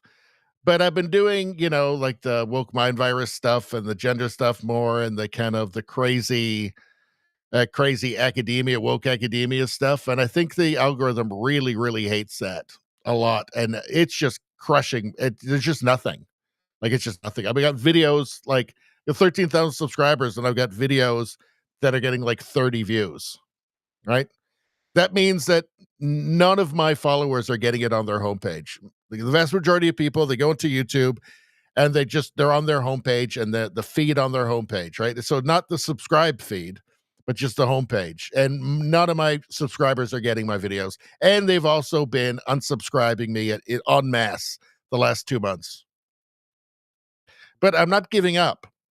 That's the thing. I'm not giving up because their suppression and oppression and persecution of me, they don't understand this. How could they? How could they understand? They're Marxists, but their oppression, their boot on my face only makes me stronger and makes me more determined. I will win. I will win. And I will enjoy it when something happens where I'm able to defeat their efforts to keep my channel down. Eventually I will win. But I have to say, sometimes I just gotta laugh. I mean, I look at the views on YouTube. I mean, it's less than the number of people that are watching live on Rumble right now. That's for the entire 3 hours of the stream. That's ridiculous. Like, that means that none of my subscribers know that my stream's on. Right? Unless somebody went to their, subscriber feed, which nobody does, right? That's just not normal. But I'm not going to let them win. I am not going to let them win. I am going to keep going. I am going to keep going, and eventually I will prevail. Eventually. Let's see. Right, what are you guys saying? Let me check out the final bit of chat here, and then we'll get moving. Then we'll call it a night, I think. Rumbum asks, "Hey Richie, did we ever get more Space Lizard?" No, actually. And after AI, I kind of lost my will to do those animations once it became clear that it's just going to be, you write a description, 2 sentences, and now you've got a cartoon, right? Because those things took me it was hours per minute of that, and I was doing it quick. I was doing the most rudimentary, way more rudimentary than the original South Park stuff, but it would take me a day to do a minute of that stuff. And I just thought, if everybody's just going to be doing AI stuff, what's the point, really? No, I guess people, at least, maybe the benefit would be that if I did, people would know it's not AI because it's so primitive looking, right? It's just obviously not AI. No AI would do it that badly, but I don't know. Maybe I'll do it. It's extremely time consuming, and I've kind of forgotten how to do it as well, to be honest. All right, Spambot's out of here. So when Spambot checks out, it's probably time to end the stream, I think. Let's see. Quickly, I'll go through the last bits here. Radio Streamer says we should watch Timu Lassie together. Well, I think we've got to watch The Magnificent Seven for Spambot will be the next one. Then maybe we'll go to The Littlest... The Littlest Hobo after that. You can't not love The Littlest Hobo. It's awesome. It's not Timu Lassie. And by the way, Lassie died of AIDS. A lot of people don't know that. Let's see.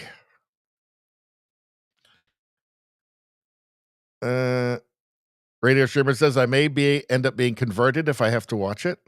Yeah. We can only do Littlest Hobo on premium stream. Let's see, because that one will get copyrighted. Let's see.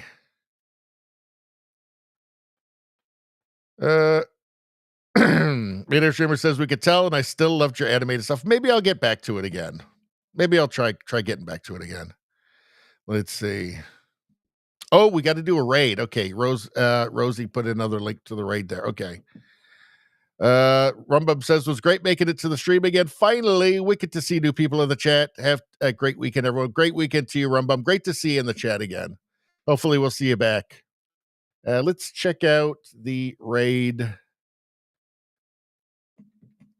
possibility. All right, hold on.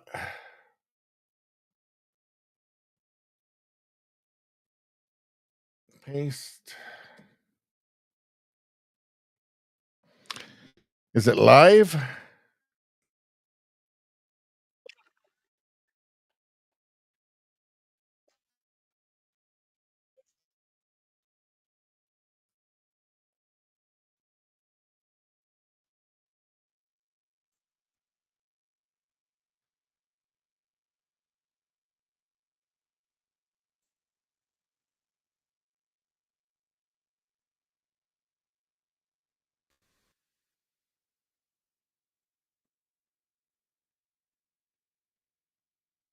All right, let's do this. All right, copy. So we're going to go on a raid now. We're going to raid. I'm going to send everybody over to another stream.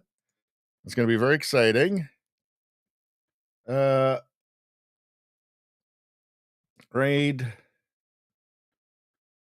Let's see, paste. All right, let's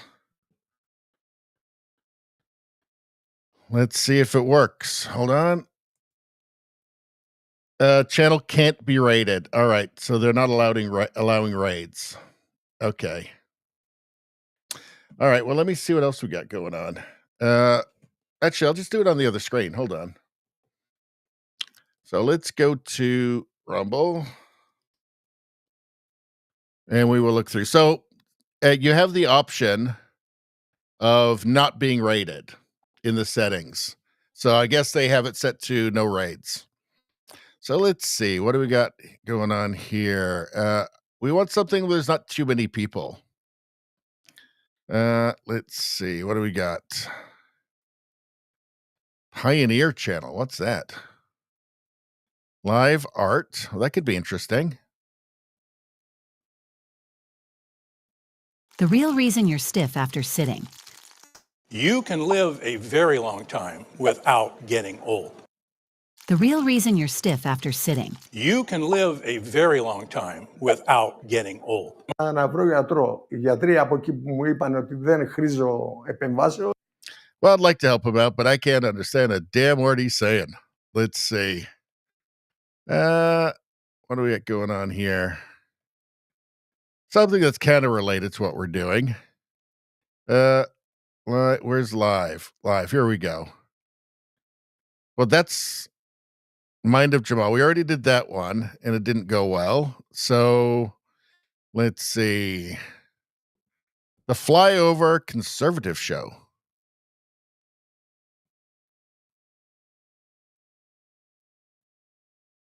Doctors shocked. Apple cider vinegar trick shrinks a swollen prostate naturally. A strange fizzing. Hey, Canadians, did you know that you can convert some or all of your RRSP? Christians don't have a right to bear arms. They are left defenseless.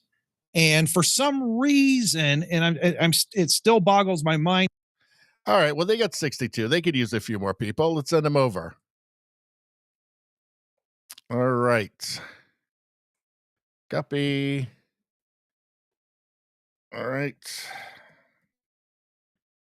Read. Paste.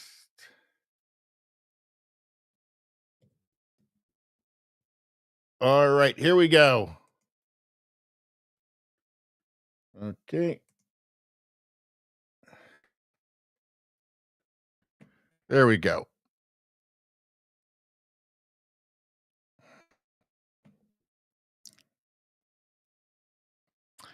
So that's it.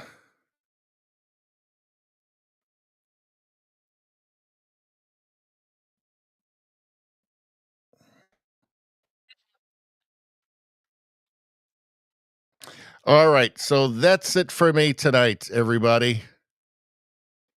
Radio Streamer says they don't sound commie. No, they do not at all. I think you guys will like them. All right, I think this will be a good fit. All right. Well, that's it for me tonight, everybody. Everybody have a great weekend, and I'll see you on Sunday, 6 o'clock Pacific time, 9 o'clock Eastern time. Thanks for showing up, everyone. If you guys weren't here, I wouldn't show up because it'd be depressing, but you guys are here, so I will keep showing up. All right. Good night, everyone. See you on Sunday.